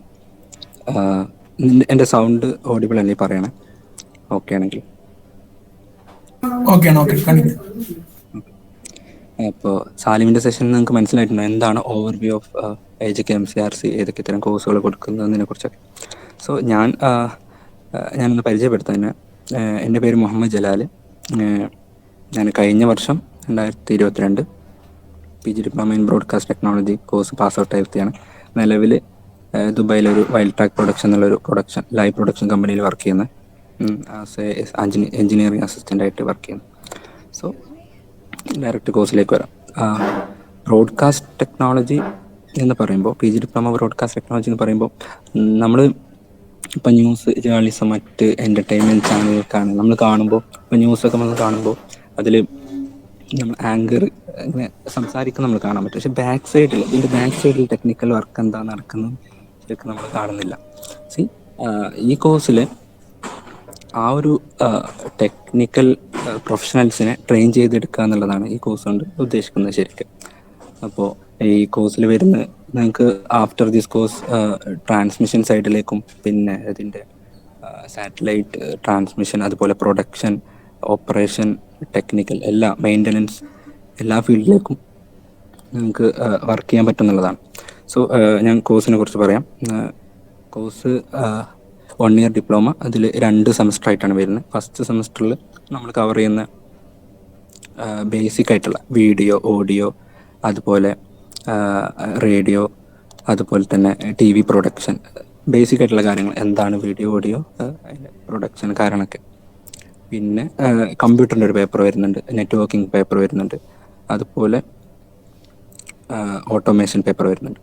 സോ ഫസ്റ്റ് സെമസ്റ്ററിൽ നമ്മൾ ബേസിക് ആയിട്ടുള്ള കാര്യങ്ങൾ പഠിക്കും. ആഫ്റ്റർ സെക്കൻഡ് സെമസ്റ്ററിൽ നമുക്ക് ഇതിനെ കുറച്ച് അഡ്വാൻസ്ഡ് ആയിട്ടുള്ള നിലവിലിപ്പോൾ നടന്നുകൊണ്ടിരിക്കുന്ന ബ്രോഡ്കാസ്റ്റ് ടെക്നോളജിയിൽ നടന്നുകൊണ്ടിരിക്കുന്ന ലേറ്റസ്റ്റ് ടെക്നോളജികൾ, ലൈക്ക് കംപ്രഷൻ, പിന്നെ അതുപോലെ തന്നെ digital video technology, OTT, and എങ്ങനെയാണ് OTT വർക്ക് ചെയ്യുന്നത്, പിന്നെ OTT പ്ലാറ്റ്ഫോം എങ്ങനെ വർക്ക് ചെയ്യുന്നതിൻ്റെ സ്ട്രക്ചർ എന്തൊക്കെയാണ്, ക്ലൗഡ്. അപ്പോൾ AWS നിങ്ങൾക്ക് അറിയുന്ന പോലെ തന്നെ AWS, GCP, Google cloud platform പോലെ തന്നെ ഇതൊക്കെ ഉപയോഗിച്ച് എങ്ങനെയാണ് ബ്രോഡ്കാസ്റ്റ് ഇൻഡസ്ട്രി ഇപ്പോൾ നിലവിൽ വർക്ക് ചെയ്യുന്നതെന്നുള്ള കാര്യങ്ങളൊക്കെ നിങ്ങൾക്ക് സെക്കൻഡ് സെമസ്റ്ററിൽ പഠിക്കാൻ പറ്റും. സെക്കൻഡ് സെമസ്റ്ററിൽ പേപ്പർ വരുന്ന ഡിജിറ്റൽ വീഡിയോ ബ്രോഡ്കാസ്റ്റിംഗ് വരുന്നുണ്ട്, റേഡിയോ പ്രൊഡക്ഷൻ വരുന്നുണ്ട്, അതുപോലെ തന്നെ ക്ലൗഡ് വരുന്നുണ്ട്, OTT വരുന്നുണ്ട്. സെക്കൻഡ് സെമസ്റ്ററിൽ നമുക്ക് വരുന്ന കൂടുതലും പ്രാക്ടിക്കൽ ഓറിയൻറ്റഡ് ആയിട്ടുള്ള ഒരു 12ഓളം പ്രാക്ടിക്കൽസ് നമുക്ക് ചെയ്യാനുണ്ട് സെക്കൻഡ് സെമസ്റ്ററിൽ. സോ 2 സെമസ്റ്ററിലായിട്ട് 1 വർഷത്തെ കോഴ്സ്. ഇതിൽ ഫീസ് വരുന്നത് 74,000 ആണ്. ഞാൻ പഠിക്കുന്ന സമയത്ത് 74,000 ആയിരുന്നു. പക്ഷേ ഇപ്പോൾ അത് കുറച്ചിട്ടുണ്ട്. ഫസ്റ്റ് സെമസ്റ്ററിന് 31,000 സംതിങ്, ആൻഡ് സെക്കൻഡ് സെമസ്റ്ററിന് 28. ടോട്ടൽ ഒരു 59 ആ റേഞ്ചിലേക്ക് വരും. പിന്നെ അതുപോലെ തന്നെ ഇതിൻ്റെ ബേസിക് ക്വാളിഫിക്കേഷൻ ആയിട്ട് വരുന്ന എനി ഡിഗ്രി എന്നുള്ളതാണ്. പിന്നെ +2 സയൻസ് എടുത്തിരിക്കണം, ഫിസിക്സ് മാത്സ് പഠിച്ചിരിക്കണം എന്നൊരു കമ്പൽസറി ഉണ്ട്. പക്ഷേ ഞാൻ പ്രിഫർ ചെയ്യുന്നത് നിങ്ങൾ എനി ഡിഗ്രി, ഓക്കെ, സയൻസ് എടുത്തിട്ട് ശേഷം നമ്മൾ ഏതെങ്കിലുമൊക്കെ ഡിഗ്രിയിൽ ചിലപ്പോൾ ഇൻട്രസ്റ്റ് അനുസരിച്ച് നമ്മൾ മാറുന്നുണ്ട്. പക്ഷേ നിങ്ങൾ BCA അല്ലെങ്കിൽ BSc ഫിസിക്സ് ടെക്നിക്കൽ ഓറിയൻറ്റഡ് ആയിട്ടുള്ള സബ്ജക്റ്റ് പഠിച്ചിട്ടാണ് ഇതിലേക്ക് വരുന്നുണ്ടെങ്കിൽ കുറച്ചും കൂടി ബെറ്റർ ആയിരിക്കും. ക്യാച്ച് ചെയ്യാനും എല്ലാം പഠിക്കാനൊക്കെ കുറച്ചും കൂടി സുഖമായിരിക്കും. കാരണം ഇതിൽ പഠിപ്പിക്കുന്ന മൊത്തം ടെക്നിക്കൽ സംഭവങ്ങൾ മാത്രമാണ്, നമുക്ക് തിയറി ആയിട്ട് അങ്ങനെ ഒന്നും ഉണ്ടാവില്ല കാര്യമായിട്ട് പഠിക്കാൻ. സോ പ്രാക്ടിക്കൽ ഓറിയൻറ്റഡ് ആയിട്ടുള്ള ടെക്നിക്കൽ ടേംസും ടെക്നിക്കൽ തിങ്സ് മാത്രമേ പഠിക്കാനുള്ളൂ. അപ്പോൾ അതിൻ്റെ ഒരു ബുദ്ധിമുട്ട് കുറക്കാമെന്നാണ്. ടെക്നിക്കൽ ഫീൽഡിൽ നിന്ന് വരുന്നവർക്ക് വളരെ സിമ്പിളായിരിക്കും. ദെൻ പിന്നെ വരുന്ന കോഴ്സിൽ നമുക്ക് ഇൻറ്റേൺഷിപ്പ് വരുന്നുണ്ട്, അതുപോലെ പ്രോജക്റ്റ് വരുന്നുണ്ട്. ഫസ്റ്റ് സെമസ്റ്ററിൽ നിങ്ങൾക്ക് ഫസ്റ്റ് സെമസ്റ്ററിൽ സെക്കൻഡ് സെമസ്റ്റർ സെം ബ്രേക്ക് വരുമ്പോൾ നമുക്ക് ഇൻറ്റേൺഷിപ്പ് ചെയ്യാൻ പറ്റും. അപ്പോൾ ഞാൻ പഠിക്കുന്ന സമയത്ത് ചെയ്തിരുന്ന broadcast engineering consultancy India private limited എന്ന കമ്പനിയിലായിരുന്നു. നിങ്ങൾക്ക് ജാമ്യ തരുന്ന ഇൻറ്റേൺഷിപ്പാണ്. അതുപോലെ തന്നെ ഫസ്റ്റ് സെമസ്റ്ററിൽ നിങ്ങൾക്ക് ഒരു ടൈം പേപ്പർ ചെയ്യാനുണ്ടാവും. ഒരു റെലവൻറ്റ് ബ്രോഡ്കാസ്റ്റ് ടെക്നോളജി ഇൻഡസ്ട്രിയിലെ ഒരു റെലവൻറ്റ് ടോപ്പിക് എടുത്തിട്ട് അതിനെക്കുറിച്ച് ഒരു പേപ്പർ അവതരിപ്പിക്കുക. അതിന് എക്സ്റ്റേണൽസ് വരും. ഓക്കെ, എക്സാം ഒക്കെ ഉണ്ടാവും. അതുപോലെ തന്നെ ആഫ്റ്റർ ഫസ്റ്റ് സെമസ്റ്റർ സെക്കൻഡ് സെമസ്റ്ററിൽ നിങ്ങൾക്ക് ഈ ടേം പേപ്പർ തന്നെ അതൊരു പ്രോജക്റ്റ് ഈ ടോപ്പിക് തന്നെ നിങ്ങൾക്ക് സെലക്ട് ചെയ്യാവുന്ന വേറെ ഏതെങ്കിലും റെലവൻറ്റ് ടോപ്പിക് എടുക്കാവുന്ന പ്രോജക്റ്റ് ചെയ്യാനുണ്ടാവും. നിങ്ങൾ ഇൻറ്റേൺഷിപ്പ് ചെയ്യുന്ന ആളാണെങ്കിൽ നിങ്ങൾക്ക് അത് ചേഞ്ച് ചെയ്യാം. ഇൻറ്റേൺഷിപ്പ് ചെയ്യുകയാണെങ്കിൽ ഇൻറ്റേൺഷിപ്പ് ചെയ്യാം, അല്ലെങ്കിൽ പ്രോജക്റ്റ് ചെയ്യാണ്ടിരിക്കാം, അങ്ങനെ ചെയ്യാൻ പറ്റും. പിന്നെ വരുന്ന ടെക്നിക്കൽ ഫെസിലിറ്റീസ് ജാമ്യയിലെ ഇപ്പോൾ സാലിം പറഞ്ഞ പോലെ തന്നെ പ്രൊട്ടക്ഷനുള്ള എല്ലാ ഫെസിലിറ്റീസും ജാമ്യ നൽകുന്നുണ്ട്. ജാമ്യയിലെ കോഴ്സുകൾക്ക് ഇത്ര ഫീ കൂടാനുള്ള കാരണം ഞാൻ മനസ്സിലാക്കുന്നത് അവിടുത്തെ ഫെസിലിറ്റീസ് കുട്ടികൾക്ക് അത്രയായിട്ട് കൊടുക്കുന്നുണ്ട് എന്നുള്ളതാണ്. എക്യുപ്മെൻറ്റ്സ് ഒക്കെ വെച്ച് നോക്കുമ്പോൾ അത്രയും കോസ്റ്റീവായിട്ടുള്ള എക്യുപ്മെൻറ്റ്സ് ആണ് നമ്മൾ ഡീൽ ചെയ്യുന്നത്. അപ്പോൾ അതുകൊണ്ട് തന്നെ കോഴ്സിന് ഇത്ര ഫീ വരാനുള്ള കാരണം എന്നാണ് ഞാൻ മനസ്സിലാക്കുന്നത്. അപ്പോൾ ടെക്നിക്കൽ ഫെസിലിറ്റീസ് പറയുമ്പോൾ നല്ലൊരു സ്റ്റുഡിയോ ഉണ്ട് നമുക്ക്, ദെൻ PCR ഉണ്ട്, MSR ഉണ്ട്. PCR ഒക്കെ അത്ര എല്ലാ എക്യുപ്മെൻറ്റ്സ് ഉള്ളതാണ്. ഇൻജസ്റ്റ് അടക്കം എല്ലാ വീഡിയോ സ്വിച്ചർ, ഓഡിയോ എല്ലാ പാട്ടും ഇൻക്ലൂഡ് ചെയ്തിട്ടുള്ളതാണ്. ഈവൻ വെർച്വൽ റിയാലിറ്റി അടക്കം ട്രൈകാസ്റ്റർ സിസ്റ്റങ്ങളൊക്കെ ഉണ്ട് അവിടെ. അപ്പോൾ അതുപോലെ തന്നെ NLE ഉണ്ട്, നോൺ ലീനിയർ എഡിറ്റിംഗ് ലാബുകളുണ്ട്, ഓഡിയോ ലാബുണ്ട്, വീഡിയോ ലാബുകളൊക്കെ ഉണ്ട്. സോ നല്ലൊരു ടെക്നിക്കൽ ഫെസിലിറ്റി ജാമ്യ MCRC കൊടുക്കുന്നുണ്ട്. അതുപോലെ തന്നെ ഫാക്കൽറ്റീസിൻ്റെ കാര്യം നിവേദ്യ പറഞ്ഞ പോലെ തന്നെ ഫാക്കൽറ്റീസ് നമുക്ക് വരുന്നത് പെർമനൻറ്റ് ഫാക്കൽറ്റീസ് കുറവാണ്. 1-2 ആളുകളെ മാത്രമേ ഉള്ളൂ നമുക്ക് ക്ലാസ് എടുക്കുന്നത് പെർമനൻറ്റ് ഫാക്കൽറ്റീസൊക്കെ. ബാക്കിയുള്ളവരൊക്കെ ഫീൽഡ് പ്രൊഫഷണൽസ് ആയിട്ടാണ്. ഇതിന്നുള്ളൊരു ബെനിഫിറ്റ് എന്താ വെച്ചാൽ ഇവർ നിലവിൽ വർക്ക് ചെയ്തുകൊണ്ടിരിക്കുന്നവരാകും, അല്ലെങ്കിൽ റിട്ടയർഡ് ആയിട്ടുള്ള ആൾക്കാരൊക്കെ ക്ലാസ് എടുക്കുന്നതാണ്. അധിക ഫാക്കൽറ്റീസ് റിട്ടയർഡ് ആയിട്ടുള്ള ആൾക്കാരാണ് ക്ലാസ് എടുക്കാറ്. ഇപ്പോൾ നമുക്കൊരു കമ്പ്യൂട്ടറിൻ്റെ പേപ്പർ എടുത്തിരുന്ന സാറ് ദൂരദർശനിൽ വർക്ക് ചെയ്യുന്ന എഞ്ചിനീയറിംഗ് ചീഫാണ്. അപ്പോൾ ഇതിന് ബെനിഫിറ്റ് എന്താണെന്ന് വെച്ചാൽ ഇവർ ഏതെങ്കിലുമൊക്കെ ഒരു ലൈവ് പ്രൊഡക്ഷൻ ഔട്ട്സൈഡ് നടത്തുമ്പോൾ നമ്മളെയും കൂടി ഇൻക്ലൂഡ് ചെയ്യും. നമുക്കതിൽ പാർട്ടിസിപ്പേറ്റ് ചെയ്യാൻ പറ്റും, കാണാൻ പറ്റും എന്തൊക്കെ ടെക് ഫെസിലിറ്റീസാണ് അവിടെ ചെയ്തിട്ടുള്ളതെന്നും എങ്ങനെയാണ് പ്രൊഡക്ഷൻ ബ്രോഡ്കാസ്റ്റ് നടക്കുന്നതെന്നും എന്തൊക്കെ ഫെസിലിറ്റീസാണ് ഉപയോഗിച്ചിട്ടുള്ളതെന്നൊക്കെ നമുക്കത് എക്സ്പീരിയൻസ് ചെയ്യാൻ പറ്റും ഇങ്ങനത്തെ ഫാക്കൽറ്റീസിനെ കൊണ്ട്. അപ്പോൾ അങ്ങനെയാണ് വരുന്നത്. പിന്നെ എക്സാം വരുന്നത് 200 മാർക്കിന് 3 മണിക്കൂറിന് എക്സാമാണ്. അതിൽ ഒരു എക്സാമിന് ശേഷം ഒരു ഇൻ്റർവ്യൂ 30 മാർക്കിൻ്റെ ഒരു ഇൻ്റർവ്യൂ ഉണ്ട്. പിന്നെ അതുപോലെ തന്നെ 20 മാർക്കിൻ്റെ ഒബ്ജക്റ്റീവ് ടൈപ്പ് ക്വസ്റ്റ്യൻസ് ആണ് ഫസ്റ്റ്. ദെൻ ഒരു 50 മാർക്കിന് ഫിൽ ഇൻ ദ ബ്ലാങ്ക്സ് ആയിട്ട്. ദെൻ ഡിസ്ക്രിപ്റ്റീവായിട്ട് Bയും Cയും പാർട്ടായിട്ട് 2 ഡിസ്ക്രിപ്റ്റീവ് പാർട്ട് ഉണ്ടാവും. ഇതിൽ മെയിനായിട്ട് വരിക technical things like transmission, waves എന്താണെന്നും ഇലക്ട്രോണിക്സ് പരമായിട്ടുള്ള ക്വസ്റ്റ്യൻസ് വരാം. ഇലക്ട്രോണിക്സ്, അതുപോലെ തന്നെ കമ്പ്യൂട്ടർ നെറ്റ്വർക്കിംഗ് ബന്ധപ്പെട്ടുള്ള ക്വസ്റ്റ്യൻസ്, ഇതൊക്കെയാണ് വരിക. അപ്പോൾ നിങ്ങൾക്ക് MCRCൻ്റെ ഒരു വിഷയം എന്താണെന്ന് വെച്ചാൽ ക്വസ്റ്റ്യൻ പേപ്പർ എനിക്ക് തോന്നുന്നു പ്രീവിയസ് ക്വസ്റ്റ്യൻ പേപ്പർ കിട്ടുന്നുണ്ടോയെന്ന് അറിയില്ല, എല്ലാ കോഴ്സിനും അറിയില്ല. ഞങ്ങളുടെ കോഴ്സിൽ നിന്ന് ശരിക്കും കിട്ടാറില്ല. അതുപോലെ തന്നെയാണ് മാസ് കമ്മ്യൂണിക്കേഷനും പ്രീവിയസ് ഇയർ ക്വസ്റ്റ്യൻ പേപ്പർ നിങ്ങൾക്ക് കിട്ടാൻ ചാൻസ് ഇല്ല, കാരണം അവർ വാങ്ങാറുണ്ട്. സോ അവർ സൈറ്റിൽ ഒരു സാമ്പിൾ ക്വസ്റ്റ്യൻ പേപ്പർ നമുക്ക് കിട്ടും, അത് വെച്ചിട്ടാണ് പ്രിപ്പയർ ചെയ്തിരുന്നത്. ഞാൻ പ്രിപ്പയർ ചെയ്തിരുന്നത് എക്സാമിന്. പിന്നെ ഇൻ്റർവ്യൂ 30 മാർക്കിന് ഇൻ്റർവ്യൂ ഉണ്ടാകും. അങ്ങനെയാണ് സെലക്ഷൻ പ്രൊസീജിയർ നടക്കുന്നത്. പിന്നുള്ളത് പ്ലേസ്മെൻറ്റിനെ കുറിച്ച് പറയുകയാണെങ്കിൽ നിലവിൽ ജാമ്യ പറഞ്ഞ MCRC പറയുന്നത് 100% പ്ലേസ്മെൻ്റ് ആണ്. ബ്രോഡ്കാസ്റ്റ് ടെക്നോളജി കോഴ്സ് എന്ന് പറയുന്നത് 100% പ്ലേസ്മെൻറ്റ് പറയുന്നത്. നമ്മുടെ നല്ലൊരു അലുമിനി സ്ട്രക്ചർ കോഴ്സിനുള്ളതുകൊണ്ട് തന്നെ നമുക്ക് ഒരുപാട് ഹെൽപ്പ് അവരുടെ ഭാഗത്തു നിന്നുണ്ടാവും. കോഴ്സ് കഴിയുന്ന മുന്നേ പ്ലേസ്മെൻറ്റ് ഓഫറുകളൊക്കെ അവർ പ്രൊവൈഡ് ചെയ്യാറുണ്ട്. ജാമ്യയിലേക്ക് കമ്പനീസ് വരുന്ന മുന്നേ അവരുടെ കീഴിലൂടെയാണ് ശരിക്കും പ്ലേസ്മെൻ്റ് ഒക്കെ നടക്കാറ്. അങ്ങനൊരു ബെനിഫിറ്റ് ഉണ്ട്. നല്ലൊരു അലുമിനി സ്ട്രക്ചർ നമുക്കുണ്ട്. ഒരുപാട് നല്ല മീഡിയസ് വർക്ക് ചെയ്യുന്ന അൽ ജസീറ പോലത്തെ BBC, ബീങ് മീഡിയ പോലത്തെ ഡിസ്നി വേൾഡിൽ പോലത്തെ ഒരുപാട് നല്ല എൻ്റർടൈൻമെൻറ്റ് പ്രൊവൈഡേഴ്സിൽ വർക്ക് ചെയ്യുന്ന ഒരുപാട് നല്ല അലുമിനീസ് നമുക്കുണ്ട്. അതൊക്കെയാണ് ബ്രോഡ്കാസ്റ്റ് ടെക്നോളജിനെ കുറിച്ച് പറയാനുള്ളത്. പിന്നെ ഇവിടെ വരുന്നൊരു കോഴ്സാണ് PG diploma in acting.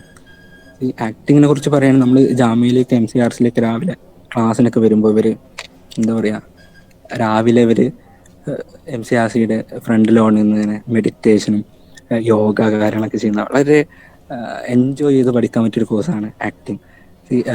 Junior ആർട്ടിസ്റ്റിനെ പ്രൊഫഷണൽസിനെ create ചെയ്യുക എന്നുള്ളതാണ്, തിയേറ്റർ ആർട്ടിസ്റ്റുകളെയും ക്രിയേറ്റ് ചെയ്യുക എന്നുള്ളതാണ് കോഴ്സ് കൊണ്ട് ഉദ്ദേശിക്കുന്നത് മനസ്സിലാക്കുന്നത്. പിന്നെ ഈ കോഴ്സിന് ഈ പറഞ്ഞ പോലെ തന്നെ 2 സെമസ്റ്ററായിട്ടാണ് ഇതുള്ളത്. ഇവർക്ക് കൂടുതൽ ആക്ടിവിറ്റീസാണ് ഇവർക്ക് വരുന്നത്. പിന്നെ ക്ലാസ് റൂമുകളിൽ ഇരുന്ന് പഠനത്തിനപ്പുറം പുറത്താണ് എപ്പോഴും കാണാറുള്ളത് ഇവരെ.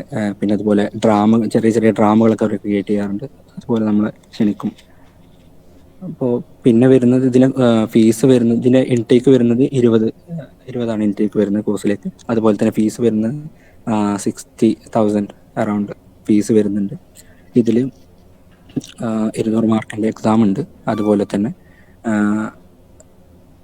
ഒരു 35 മാർക്കിൻ്റെ ഇൻ്റർവ്യൂ, 55 മാർക്കിൻ്റെ ഒരു പോർട്ട്ഫോളിയോ സമർപ്പിക്കണം. അതാണ് PG ഡിപ്ലോമ ഇൻ ആക്ടിങ്ങിൽ വരുന്നത്. ഇതാണ് കോഴ്സിനെ കുറിച്ച് പറയാനുള്ളത്. നെക്സ്റ്റ് സ്പീക്കർ എന്ന് പറയുന്നത് അജ്മൽ ഫവാസ് ആണ്. അജ്മൽ ഫവാസ് ചെയ്തുകൊണ്ടിരിക്കുന്നത് course PG diploma in still photography and visual communication എന്നുള്ളതാണ്. അപ്പോൾ ആ ഒരു കോഴ്സിനെ കുറിച്ച് സംസാരിക്കാൻ വേണ്ടിയിട്ട് അജ്മൽ ഫവാസിനെ ക്ഷണിക്കുകയാണ്.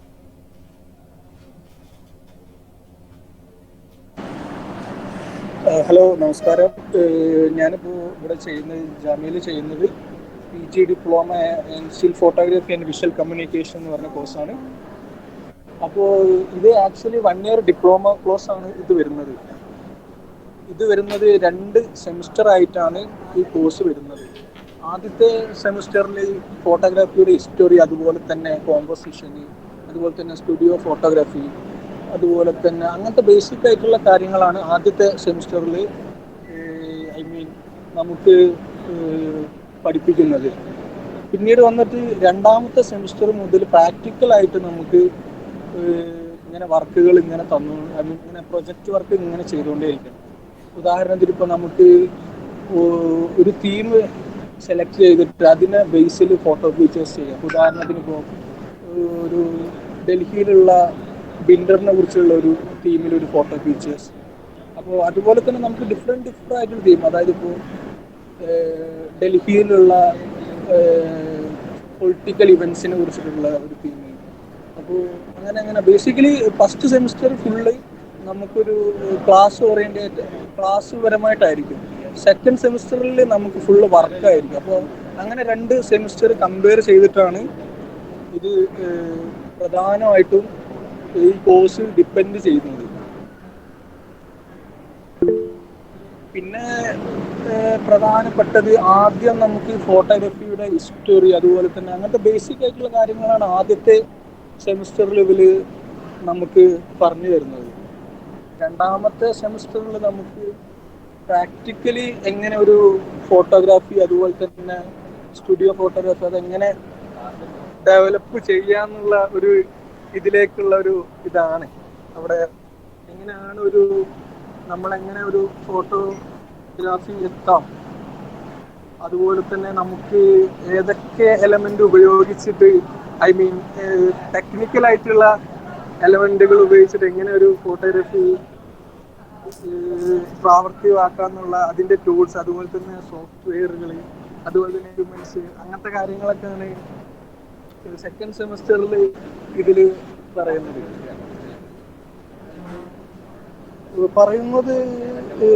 സ്ലോ ആക്കണം. ക്ലിയർ ആവുന്നുണ്ടോ പറയുന്നത്?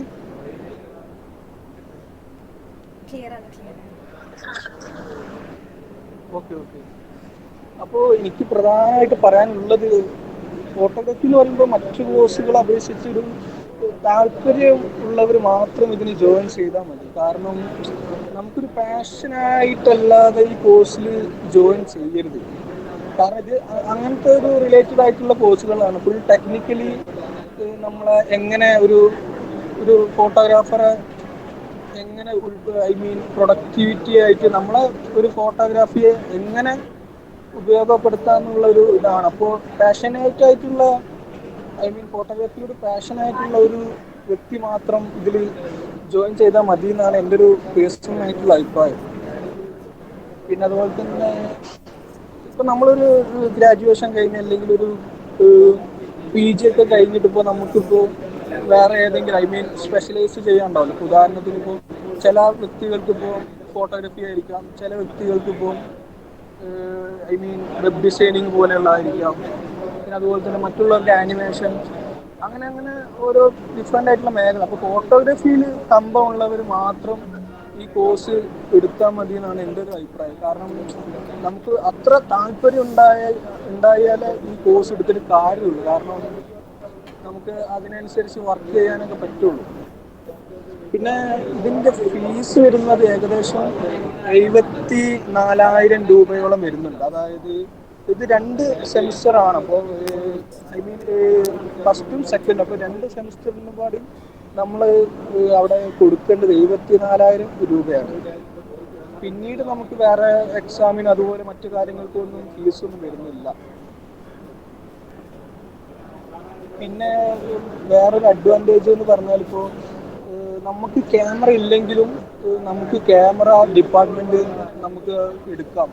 ഡിപ്പാർട്ട്മെൻറ്റിൽ നമുക്ക് പറഞ്ഞിട്ട് അവർ ഒരു 1 വീക്കിനോ അല്ലെങ്കിൽ ഒരു 3 ഡേയ്സിനോ അപ്പോൾ നമുക്ക് ക്യാമറ നമുക്ക് അവർ തരും. കാരണം നമുക്ക് അങ്ങനെ ഒരു ഒരു ഒരു കാർഡുണ്ട്. കാർഡ് വെച്ചിട്ട് നമുക്കിങ്ങനെ റൊട്ടേഷൻ ചെയ്തിട്ട് നമുക്കിങ്ങനെ എടുക്കാം. ഒരു ഏകദേശം എനിക്ക് തോന്നുന്നു 5, 6, 7 സംതിങ്ങോളം ക്യാമറകളുണ്ട്. അപ്പോൾ അതിങ്ങനെ റൊട്ടേറ്റ് ചെയ്ത് നമുക്കിങ്ങനെ അത് യൂസ് ചെയ്യാവുന്നതാണ്. പിന്നെ വരുന്നത് എന്ന് വെച്ചാൽ ലാബ്, സ്റ്റുഡിയോ, അതുപോലെ തന്നെ മറ്റു കാര്യങ്ങളൊക്കെ. ലാബ് പ്രധാനമായിട്ടും ഫോട്ടോ എഡിറ്റിംഗ് ആണ് നമുക്ക് ചർച്ച ചെയ്യുന്നത്. അത് ലൈറ്റ് റൂം, അതുപോലെ തന്നെ ഫോട്ടോസ്. ഈ 2 ഫോട്ടോ എഡിറ്റിംഗ് ആപ്പുകളാണ് അവിടെ ഇത് അവർ പരിചയപ്പെടുത്തുന്നത്. വേറെ ഒന്നും അവർ പരിചയപ്പെടുത്തുന്നില്ല. അപ്പോൾ ഈ 2 ആപ്പ് ഉപയോഗിച്ച് എങ്ങനെ നമുക്ക് ഒരു ഫോട്ടോ കളർ ചെയ്തെടുക്കാം, അതുപോലെ തന്നെ ഫോട്ടോ എഡിറ്റ് ചെയ്യാം, അങ്ങനെയുള്ള കാര്യങ്ങളാണ് അതിൽ പ്രധാനമായിട്ടും അവർ പറയുന്നത്. പിന്നീട് സ്റ്റുഡിയോ ഫോട്ടോഗ്രാഫി പഠിപ്പിക്കുന്നുണ്ട്. അതായത് ഡിഫറെൻ്റ് ആയിട്ടുള്ള ലൈറ്റിങ് കാര്യങ്ങൾ. ഇപ്പം നമ്മളൊരു സ്റ്റുഡിയോ ഫോട്ടോഗ്രാഫറായി നമ്മൾ ജോലി ചെയ്യുമ്പോൾ നമുക്ക് ഏതൊക്കെ തരത്തിലുള്ള ലൈറ്റിംഗ് ആണ്, ഉദാഹരണത്തിന് ഇപ്പോൾ പല ഫോട്ടോഗ്രാഫിക്കും പല തരത്തിലുള്ള ലൈറ്റിംഗ് ആയിരിക്കും നമ്മൾ കൊടുക്കേണ്ടി വരിക. ഉദാഹരണത്തിന് ഇപ്പോൾ പ്രൊഡക്റ്റ് ഫോട്ടോഗ്രാഫി, അതിന് നമുക്ക് വേണ്ടത് കുറച്ച് അഡ്വാൻസ് ആയിട്ടുള്ള ലൈറ്റിംഗ് ആയിരിക്കും. പിന്നെ അതുപോലെ തന്നെ നമുക്ക് പാസ്പോർട്ട് സൈസ് ഫോട്ടോ. അപ്പോൾ ഓരോ സ്റ്റുഡിയോ ഫോട്ടോഗ്രാഫിക്കും വേണ്ട ലൈറ്റിങ് കാര്യങ്ങൾ അതൊക്കെ നമുക്ക് വളരെ ക്ലിയർ ആയിട്ട് അവർ പഠിപ്പിക്കുന്നുണ്ട്. അപ്പോൾ 74 രൂപയ്ക്ക് ഇത് വെർത്താണോ എന്ന് ചോദിച്ചാൽ വെർത്താണ്. കാരണം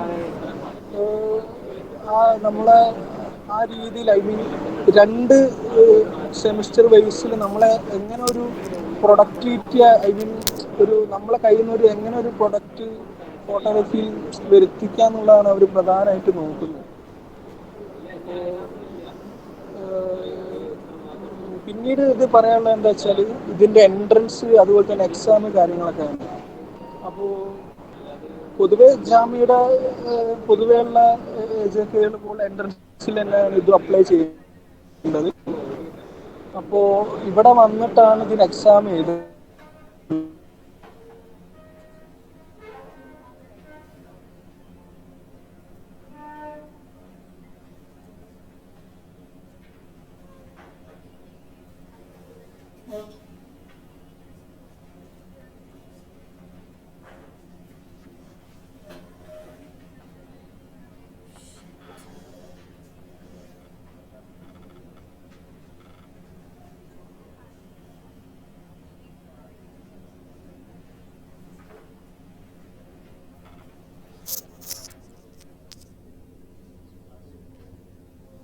കൊണ്ടുവരുമാണ്. അപ്പോൾ ഈ പോർട്ട്ഫോളിയോ ബേസിലായിരിക്കും പ്രധാനമായിട്ട് അവർ ഇന്റർവ്യൂ ചെയ്യുന്നത്. കാരണം നമ്മൾ എങ്ങനെയാണ് ആ ഫോട്ടോ എടുത്തത്, നമ്മളെ വ്യൂ എങ്ങനെയാണ്, നമ്മൾ ആ ഫോട്ടോഗ്രാഫിക്കലി നമ്മളെ വ്യൂ എങ്ങനെയാണ്, നിങ്ങൾ ഏത് ഫോട്ടോ ഫീൽഡിലാണ് നിങ്ങൾക്ക് താല്പര്യം, I mean photo journalism, wedding photography, അതുപോലെ തന്നെ ഫോട്ടോഗ്രാഫിയിൽ തന്നെ ഒരുപാട് ഡിഫറെൻ്റ് ആയിട്ടുള്ള ഒരുപാട് മേഖലകളുണ്ട്. അപ്പോൾ നിങ്ങളെ മേഖല ഏതാണ്, നിങ്ങൾ ഏതിലാണ് കൂടുതൽ ഫോക്കസ് കൊടുക്കുന്നത്, അങ്ങനെയുള്ള ഡിഫറെൻറ്റ് ടൈപ്പ് ക്വസ്റ്റ്യൻസ് ആയിരിക്കും. അപ്പോൾ ഞാൻ പ്രധാനമായിട്ടും അവിടെ ഫോട്ടോ ജേർണലിസം ബേസ്ഡ് ആയിട്ടുള്ള ഒരു പോർട്ട്ഫോളിയോ ആണ് അവിടെ കൊടുത്തത്. അപ്പോൾ ഞാൻ പോർട്ട്ഫോളിയോയിൽ അവർ പ്രധാനമായിട്ടും ചോദിച്ചത്, പോർട്ട്ഫോളിയോയിൽ അവർ പ്രധാനമായിട്ടുള്ള ക്വസ്റ്റ്യൻസ് ചോദിച്ചത് എന്താ വെച്ചാൽ നമ്മളെ ഫോട്ടോ ജേർണലിസം ബേസ്ഡ് ആയിട്ടുള്ള ക്വസ്റ്റ്യൻസ് ആയിരുന്നു. അപ്പോൾ നിങ്ങളിപ്പോൾ എനിക്ക് പറയാനുള്ളത് ടൈമില്ല, 6 മിനിറ്റാണ്, 6 മിനിറ്റ് കഴിഞ്ഞു പോയി. അപ്പോൾ ഞാൻ പെട്ടെന്നൊന്ന് ഒരു കൺക്ലൂഷനിൽ എത്തുകയാണെങ്കിൽ, നിങ്ങളിപ്പോൾ ഈ ഒരു ഫോട്ടോഗ്രാഫി കോഴ്സ് ചെയ്യാൻ താല്പര്യം ഉണ്ടെങ്കിൽ അപ്പോൾ നിങ്ങൾ ആദ്യം ചെയ്യേണ്ടത് നല്ലൊരു പാഷനായിരിക്കണം. പാഷനായിട്ടുള്ള ഒരാൾക്ക് ഇത് ഈ കോഴ്സ് ചേർന്നിട്ട് മുൻപോട്ട് പോകാൻ പറ്റുള്ളൂ. പിന്നീട് നിങ്ങൾ എൻട്രൻസിന് വേണ്ടി പ്രിപ്പയർ ചെയ്യുക. അതായത് ബേസിക് ആയിട്ടുള്ള കാര്യങ്ങളൊക്കെയാണ് എൻട്രൻസ് എക്സാമിന് ചോദിക്കുള്ളൂ.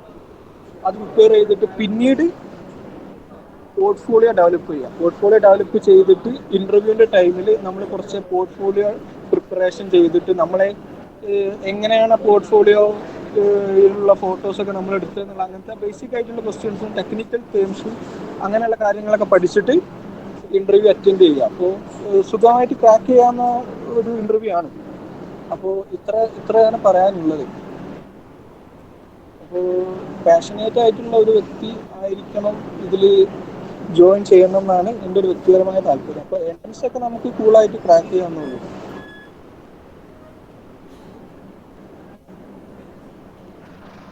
അപ്പോൾ ഞാനിന്നലെ ഈ ഒരു ഇത് വൈൻഡ് അപ്പ് ചെയ്യാം. Okay,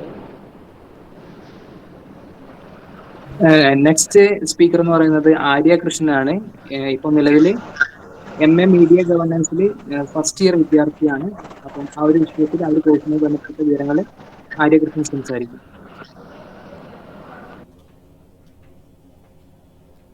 okay, thank you. ഞാൻ ഓഡിബിൾ ആണെന്ന് വിശ്വസിക്കുന്നു.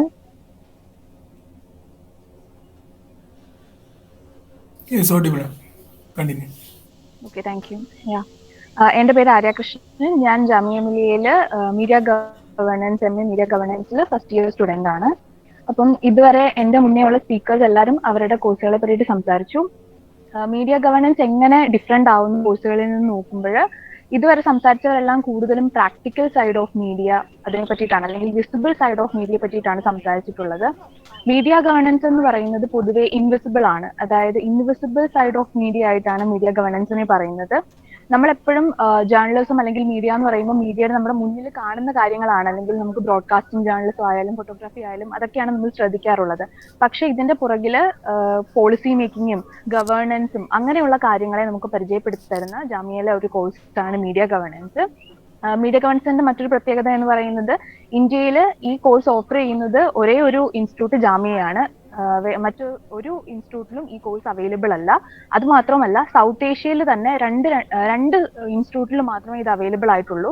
അതിലൊന്ന് ജാമിയാണ്, രണ്ടാമത്തെ ഇൻസ്റ്റിറ്റ്യൂട്ട് നമ്മളുടെ നാഷണൽ യൂണിവേഴ്സിറ്റി ഓഫ് സിംഗപ്പൂരിലാണ് ഇത് അവൈലബിൾ ആയിട്ടുള്ളത്.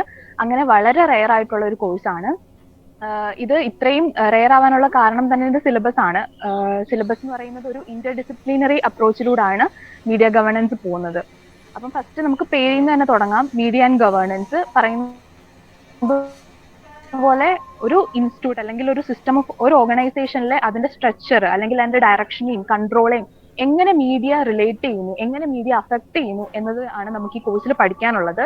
പൊതുവെ മീഡിയ പോളിസിയാണ് ചെയ്യുന്നത്. അതായത് നമ്മൾക്കൊരു മീഡിയ ഇൻസ്റ്റിറ്റ്യൂട്ടിലെ പോളിസി ഫ്രെയിംവർക്ക്സ് എങ്ങനെ വർക്ക് ചെയ്യുന്നു, അതിൽ എന്തൊക്കെ നമുക്ക് കോൺട്രിബ്യൂട്ട് ചെയ്യാൻ പറ്റും എന്നതൊക്കെയാണ് ഈ കോഴ്സ് നമ്മളെ പഠിപ്പിക്കുന്നത്. പിന്നെ കൂടുതലും UN അല്ലെങ്കിൽ നമുക്ക് യുണൈറ്റഡ് നേഷനിലാണെങ്കിലും അല്ലെങ്കിൽ മിനിസ്ട്രീസിലാണെങ്കിലും അങ്ങനെയുള്ള സ്ഥലങ്ങളിലൊക്കെ പോളിസിയെ പറ്റിയിട്ടും അല്ലെങ്കിൽ intellectual history side of media നമുക്ക് കൂടുതലായിട്ട് ഇൻട്രസ്റ്റ് ആണെങ്കിൽ അങ്ങനെയുള്ള സ്ഥലങ്ങളിലൊക്കെ നമുക്ക് ഒരുപാട് സ്കോപ്പ് വരുന്ന അല്ലെങ്കിൽ അതിനെപ്പറ്റി കൂടുതൽ പഠിക്കാൻ സഹായിക്കുന്ന ഒരു കോഴ്സാണ് മീഡിയ ആൻഡ് ഗവേണൻസ്. കോഴ്സിന്റെ സിലബസിനെ പറ്റി പറയുവാണെങ്കിൽ നമുക്ക് തുടക്കത്തിൽ, അതായത് MA ആണ്, റെഗുലർ MA ആണ്, അതുകൊണ്ട് തന്നെ 4 സെമിസ്റ്റർ ഉണ്ട്. ആദ്യത്തെ സെമിസ്റ്ററിൽ തന്നെ നമുക്ക് പൊതുവെ media evolution of media policy അങ്ങനെ പറഞ്ഞൊരു പേപ്പർ ഉണ്ട്. അതായത് നമുക്ക് തുടക്കം മീഡിയയുടെ പോളിസി കാര്യങ്ങൾ ഫ്രെയിംവർക്കുകൾ എങ്ങനെ സൗത്ത് ഏഷ്യയിൽ അല്ലെങ്കിൽ ഇന്ത്യയിൽ സ്പെസിഫിക് ആയിട്ട് ഇന്ത്യയാണ് നമ്മൾ ശ്രദ്ധിക്കുന്നത്. പക്ഷെ സൗത്ത് ഏഷ്യ നമ്മൾ കവർ ചെയ്യാറുണ്ട്. സൗത്ത് ഏഷ്യയിലെ എല്ലാ കൺട്രീസ് ആണെങ്കിലും നമ്മൾ കവർ ചെയ്യാറുണ്ട്. അപ്പം അവിടെ എങ്ങനെ പോളിസി മീഡിയ റിലേറ്റഡ് ആയിട്ട് എവല്യൂഷൻ സംഭവിച്ചു അതേക്കുറിച്ച് കാര്യങ്ങൾ നമ്മൾ ഡീറ്റെയിൽ ആയിട്ട് പഠിക്കുന്നുണ്ട്.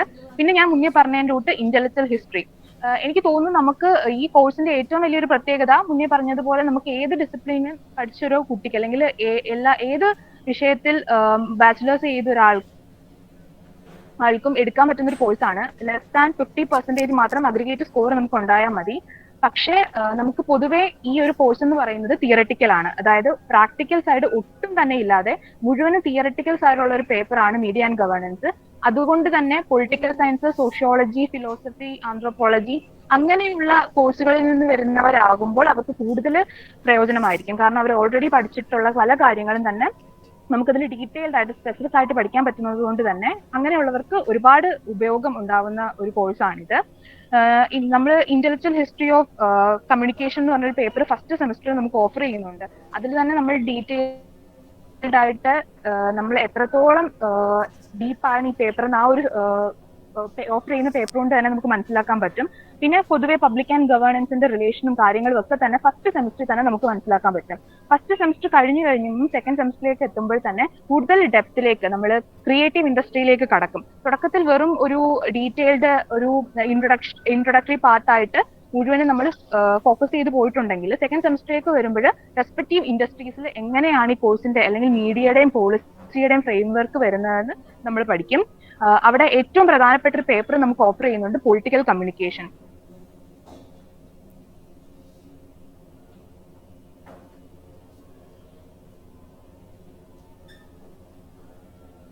ഇന്ന് ലോകത്തിലെ തന്നെ ഏറ്റവും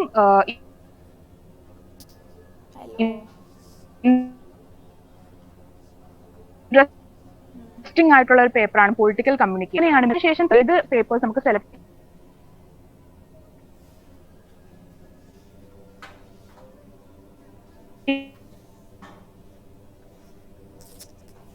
ചെയ്യാനുള്ള ഓപ്റ്റിക്സും റിലേറ്റഡ് ആയിട്ടുള്ള കാര്യങ്ങളും എല്ലാം നമ്മൾ വളരെ ഡെപ്തിൽ അനലൈസ് ചെയ്യുന്നുണ്ട്.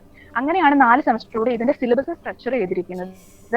സിലബസ് വളരെ ഇൻട്രസ്റ്റിംഗ് ആണ്. ഞാൻ മുന്നേ പറഞ്ഞതുപോലെ തന്നെ പ്രാക്ടിക്കൽ സൈഡ് ഒട്ടും തന്നെ ഇല്ല. മുഴുവനും പ്രാക്ടിക്കൽ സൈഡിലൂടെ കടന്നു പോകുന്നത് കൊണ്ട് കൂടുതലും വായിക്കാൻ ഇഷ്ടപ്പെടുന്നവർ അല്ലെങ്കിൽ എഴുതാൻ ഇഷ്ടപ്പെടുന്നവരാണെങ്കിൽ അവർക്ക് കുറച്ചുകൂടി ഇൻട്രസ്റ്റിംഗ് ആയിരിക്കും ഈ കോഴ്സ്. അതായത് നമുക്ക് ഓരോ സെമിസ്റ്ററുകളിലും ഒരുപാട് വായിക്കാനും എഴുതാനും ഉണ്ട്.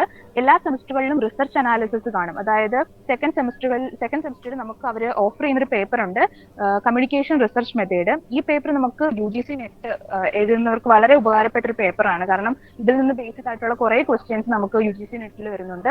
അത് മാത്രമല്ല റിസർച്ച് പ്രപ്പോസൽ അല്ലെങ്കിൽ റിസർച്ച് ഫീൽഡിലേക്ക് പോകാൻ ആഗ്രഹിക്കുന്നവരാണെങ്കിൽ അവർക്ക് യൂസ്ഫുൾ ആയിട്ടുള്ള ഒരു പേപ്പർ കൂടിയാണിത്. അപ്പം എല്ലാ സെമിസ്റ്ററുകളിലും നമുക്ക് മിഡ് ടേമിന്റെ ഭാഗമായിട്ട് നമുക്കൊരു റിസർച്ച് പേപ്പർ സബ്മിഷൻ കാണും. ഒരു സെമിസ്റ്ററിൽ 5 പേപ്പറാണുള്ളത്. ചിലപ്പോൾ 5 പേപ്പറിന് നമുക്ക് റിസർച്ച് പേപ്പർ സബ്മിറ്റ് ചെയ്യേണ്ടി വരും.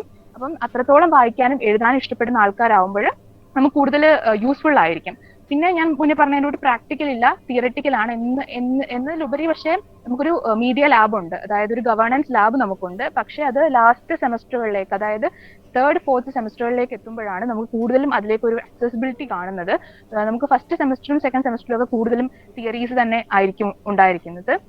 പിന്നെ ഈ കോഴ്സിലേക്ക് നമുക്ക് എങ്ങനെ കടക്കാം അല്ലെങ്കിൽ എൻട്രൻസ് അഡ്മിഷൻ കാര്യങ്ങൾ എങ്ങനെയാണെന്ന് പറഞ്ഞാൽ മുന്നേ പറഞ്ഞിട്ടുള്ളത് പോലെ തന്നെ നമുക്ക് എൻട്രൻസ് ഉണ്ട്. എൻട്രൻസ് കഴിഞ്ഞിട്ട് ഇന്റർവ്യൂ ഉണ്ട്. പക്ഷെ നമുക്ക് പോർട്ട്ഫോളിയോയുടെ ഒന്നും ആവശ്യം ഇവിടെ വരുന്നില്ല.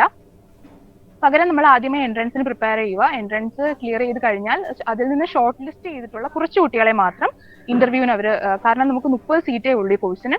30 സീറ്റേ ഉള്ളത് കൊണ്ട് മാത്രം കുറച്ച് കുട്ടികളെ മാത്രമേ അവർ ഇന്റർവ്യൂവിലേക്ക് ഷോർട്ട് ലിസ്റ്റ് ചെയ്യുള്ളൂ.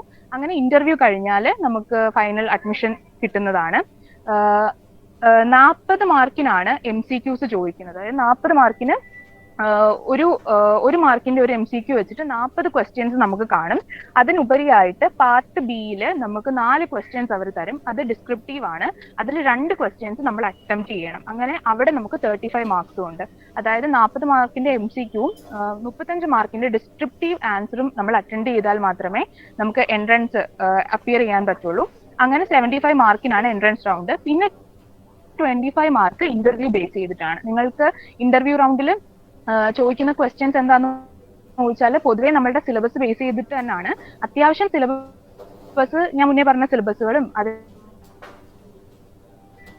അതിന്റെ കൂടെ തന്നെ ജാമ്യയുടെ സൈറ്റിൽ സിലബസ് നല്ല ഡിസ്ക്രിപ്റ്റീവ് ആയിട്ട് കൊടുത്തിട്ടുണ്ട്. അപ്പൊ അത് വായിച്ചിട്ട് പോയ ഒരാൾക്ക് ബേസിക് ആയിട്ട് ആൻസർ ചെയ്യാൻ പറ്റുന്ന കാര്യങ്ങളാണ്. പിന്നെ ഞാൻ മുന്നേ പറഞ്ഞതുപോലെ തന്നെ പൊളിറ്റിക്കൽ സയൻസ്, സോഷ്യോളജി എന്നൊക്കെ വരുന്ന കുട്ടികളാവുമ്പോൾ കുറച്ചുകൂടി ഡീറ്റെയിൽഡ് ആയിട്ട് അവർക്ക് ക്വസ്റ്റ്യൻസ് ഒക്കെ ആൻസർ ചെയ്യാൻ പറ്റും. അങ്ങനെയുള്ള തരത്തിലുള്ള ക്വസ്റ്റ്യൻസ് ആയിരിക്കും. ചിലപ്പോൾ മീഡിയ തിയറിസ്റ്റിനെ എന്റെ അടുത്ത് മീഡിയ തിയറീസും തിയറിസ്റ്റും സ്കോളേഴ്സും അവരുടെ വർക്കുകളെ പറ്റിയിട്ടൊക്കെ ചോദിച്ചിട്ടുണ്ട്. പിന്നെ നമുക്ക് പൊതുവേ പൊളിറ്റിക്സും അഡ്വക്കേസിയും സെക്യുലറിസവും അതുപോലെ തന്നെ സിറ്റിസൺഷിപ്പും ഒക്കെ റിലേറ്റഡ് ആയിട്ടാണ് മീഡിയയെ ഈ നമ്മുടെ സിലബസ് അങ്ങനെയാണ് ആ ഒരു രീതിയിലാണ് ഡിസൈൻ ചെയ്തിരിക്കുന്നത്. അതുകൊണ്ട് തന്നെ മീഡിയയുടെയും ഈ സിറ്റിസൺഷിപ്പ്, അഡ്വക്കേസി അതിന്റെയൊക്കെ റിലേഷൻസ് ഒരുപാട് റിപ്പീറ്റ് ചെയ്ത് ക്വസ്റ്റ്യൻസ് ചോദിക്കുന്നുണ്ട്. പിന്നെ എൻട്രൻസിന് എങ്ങനെ പ്രിപ്പയർ ചെയ്യാം എന്ന് ചോദിച്ചാൽ പൊതുവെ UGC നെറ്റിന്റെ ഗേറ്റ്സിൽ വരുന്ന റിപ്പീറ്റീവ് ക്വസ്റ്റ്യൻസ് തന്നെയാണ് ജാമ്യയില് മീഡിയ ഗവേണൻസിന്റെ ക്വസ്റ്റ്യൻസ് ആയിട്ട് ചോദിക്കുന്നത്. അതിന് ഉപരിയായിട്ട് നമുക്ക് കറണ്ട് അഫയേഴ്സ് ചോദിക്കാറുണ്ട്. അതായത് എന്തായാലും ഒരു 10 മാർക്കിന്റെ കറണ്ട് അഫയേഴ്സ് ചോദിക്കും. അതിന് പുറമേ തന്നെ നമ്മൾക്ക് ഞാൻ മുന്നേ പറഞ്ഞതുപോലെ കമ്മ്യൂണിക്കേഷൻ റിസർച്ച് മെത്തേഡ്സിൽ നിന്നും ക്വാണ്ടിറ്റേറ്റീവ്, ക്വാളിറ്റേറ്റീവ് റിസർച്ച് അപ്രോച്ചുകൾ അതിനെ ബേസ് ചെയ്തിട്ട് അതിൽ നിന്നും ക്വസ്റ്റ്യൻസ് വരും. അങ്ങനെയാണ് 40 മാർക്കിന്റെ MCQs ഡിസൈൻ ചെയ്തിരിക്കുന്നത്. ബാക്കി 4 ഡിസ്ക്രിപ്റ്റീവ് ക്വസ്റ്റ്യൻസ് എങ്ങനെയാണെന്ന് ചോദിച്ചാൽ സിലബസ് നമുക്ക് സൈറ്റിൽ അവൈലബിൾ ആണ്. അതിനെ ബേസ് ചെയ്തിട്ട് നമ്മളുടെ freedom of expression, fundamental rights, അതിൽ മീഡിയ ഇൻഫ്ലുവൻസ്, മീഡിയ റിലേഷൻസ് അങ്ങനെയുള്ള ക്വസ്റ്റ്യൻസ് ആയിരിക്കും വരുന്നത്. സോ ഇത്രയാണ് എൻട്രൻസ് റിലേറ്റഡ് ആയിട്ട് വരുന്നത്. അപ്പം കൂടുതലും എഴുതാനും വായിക്കാനും ഇൻട്രസ്റ്റ് ഉള്ള, റിസർച്ചിനെ കുറിച്ച് കൂടുതൽ അറിയാൻ താല്പര്യമുള്ള, പബ്ലിക് പോളിസിയിലും മീഡിയ ഫ്രെയിംവർക്കിലും ഒക്കെ ഇൻട്രസ്റ്റ് ഉള്ള ആൾക്കാർക്ക് വളരെ സൂട്ടബിൾ ആയിട്ടുള്ള ഒരു കോഴ്സാണിത്. നമ്മൾക്ക് പെർമനന്റ് ഫാക്കൽറ്റി തന്നെയാണുള്ളത്. കോൺട്രാക്ച്വൽ ബേസിസിലും പ്രൊഫസേഴ്സ് ഉണ്ട്, പക്ഷെ പെർമനന്റ് ഫാക്കൽറ്റി തന്നെയാണ്. പിന്നെ പ്ലേസ്മെന്റ് കാര്യങ്ങളൊക്കെ പറയുകയാണെങ്കിൽ ഡിപ്പാർട്ട്മെന്റിൽ പ്ലേസ്മെന്റ് സെല്ല് വളരെ ആക്റ്റീവ് ആണ്. അതുപോലെ തന്നെ അലൂമിനി സെല്ലും വളരെ ആക്റ്റീവ് ആണ്. അതുകൊണ്ട് തന്നെ നമുക്ക് പ്ലേസ്മെന്റ് ഒരുപക്ഷെ പ്ലേസ്മെന്റ് സെല്ലിൽ നിന്ന് കിട്ടിയില്ലെങ്കിൽ കൂടി നമ്മുടെ അലൂമിനീസ് വഴിയും അവരുടെ കണക്ഷൻസ് വഴിയിട്ടും നമുക്ക് മീഡിയ ഇൻഡസ്ട്രീസിൽ ജോലി ചെയ്യാൻ പറ്റും. പിന്നെ ഞാൻ മുന്നേ പറഞ്ഞില്ലേ, വിസിബിൾ ലേബർ ആയിരിക്കില്ല, ഇൻവിസിബിൾ ലേബർ ആയിരിക്കും. അതായത് ഫ്രെയിംവർക്സിനെ കുറിച്ചിട്ടും പോളിസി മേക്കിംഗ് ആയിരിക്കും കൂടുതലായിട്ട്. അപ്പം അത്തരത്തിൽ ഇൻട്രസ്റ്റ് ഉള്ളവർക്ക് ധൈര്യമായിട്ട് ഓപ്റ്റ് ചെയ്യാവുന്ന ഒരു കോഴ്സാണ്. ഫീസ് ഞാൻ മുന്നേ പറഞ്ഞിട്ടുള്ള കോഴ്സുകളെ വെച്ച് നോക്കുമ്പോൾ ഫീസ് വളരെ കുറവാണ്. അതായത് ഫസ്റ്റ് സെമസ്റ്ററിൽ 16,650 രൂപയാണ് ഫസ്റ്റ് സെമസ്റ്റർ അല്ല, ഫസ്റ്റ് ഇയർ ആദ്യ വർഷത്തേക്ക് 16,650 രൂപയാണ് ഫീ. രണ്ടാമത്തെ വർഷം വരുമ്പം അത് 8,000, 9,000 രൂപയായിട്ട് കുറയുന്നുണ്ട്. അപ്പം വളരെ കമ്പാരിറ്റീവ്ലി കുറവുള്ള ഒരു മീഡിയ പേപ്പർ തന്നെയാണ് മീഡിയ ആൻഡ് ഗവേണൻസ്. സോ ഇപ്പം ഇത്രയാണ് ഡീറ്റെയിൽഡ് ആയിട്ട് കോഴ്സ് സ്ട്രക്ചറിനെ കുറിച്ചിട്ട് എന്റെ സൈഡിൽ നിന്ന് പറയാറുള്ളത്. അപ്പം അത്രേ ഉള്ളൂ. Thank you. Thank you Aryakrishnan. നമ്മൾ നേരത്തെ സൂചിപ്പിച്ചതുപോലെ MCRC center MCRC center provide ചെയ്യുന്ന 4 മാസ്റ്റേഴ്സ് പ്രോഗ്രാമും അതുപോലെ 3 PG ഡിപ്ലോമ പ്രോഗ്രാമും പിന്നെ അതുപോലെ തന്നെ പ്രാക്ടീസ് ബേസ്ഡ് ആയിട്ടുള്ള PhD പ്രോഗ്രാമുമാണ് പ്രൊവൈഡ് ചെയ്യുന്നത്. അതിൽ 2 മാസ്റ്റേഴ്സ് പ്രോഗ്രാമിനെ കുറിച്ചും 3 PG ഡിപ്ലോമ കോഴ്സിനെ കുറിച്ചും ഇതിനകം സംസാരിച്ചു കഴിഞ്ഞു 5 സ്പീക്കേഴ്സ്. ഇനി നമുക്ക് ബാക്കി നിൽക്കുന്നത് ലെഫ്റ്റ് ആയിട്ട് 2 മാസ്റ്റേഴ്സ് പ്രോഗ്രാമാണ്. അതും കൂടെ ഒന്ന് കവർ ചെയ്യാൻ വേണ്ടിയിട്ട് ഞാൻ സാലിം ഖാൻ വീണ്ടും ഒന്ന് ക്ഷണിക്കുകയാണ്.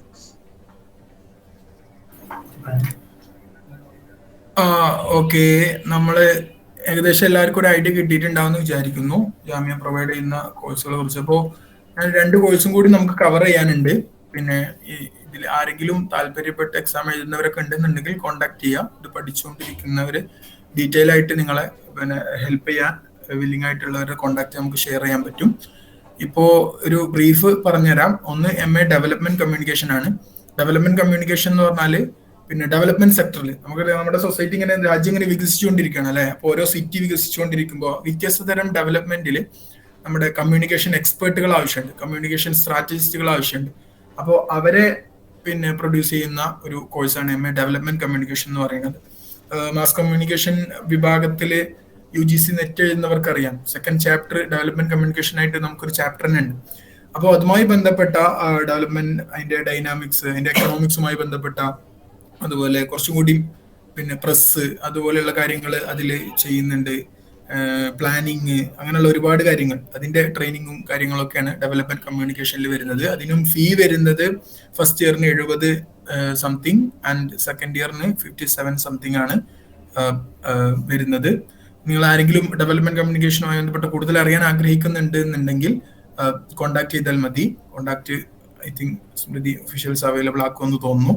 പിന്നെ ഒന്ന് ഉള്ളത് വിഷ്വൽ എഫക്ട്സ് ആൻഡ് ആനിമേഷൻ ആണ്. MA visual effects and animation. ഈ ഡെവലപ്മെന്റ് കമ്മ്യൂണിക്കേഷനും വിഷ്വൽ എഫക്ട്സ് ആനിമേഷനും രണ്ടും ഡിപ്ലോമകളായിട്ട് തുടങ്ങി, പക്ഷെ ഡിമാൻഡ് കൂടിയതുകൊണ്ട് കുറച്ചുകൂടി ഇന്റൻസീവ് ട്രെയിനിങ് വേണം എന്നുള്ളത് കൊണ്ട് 2 വർഷത്തെ പിന്നെ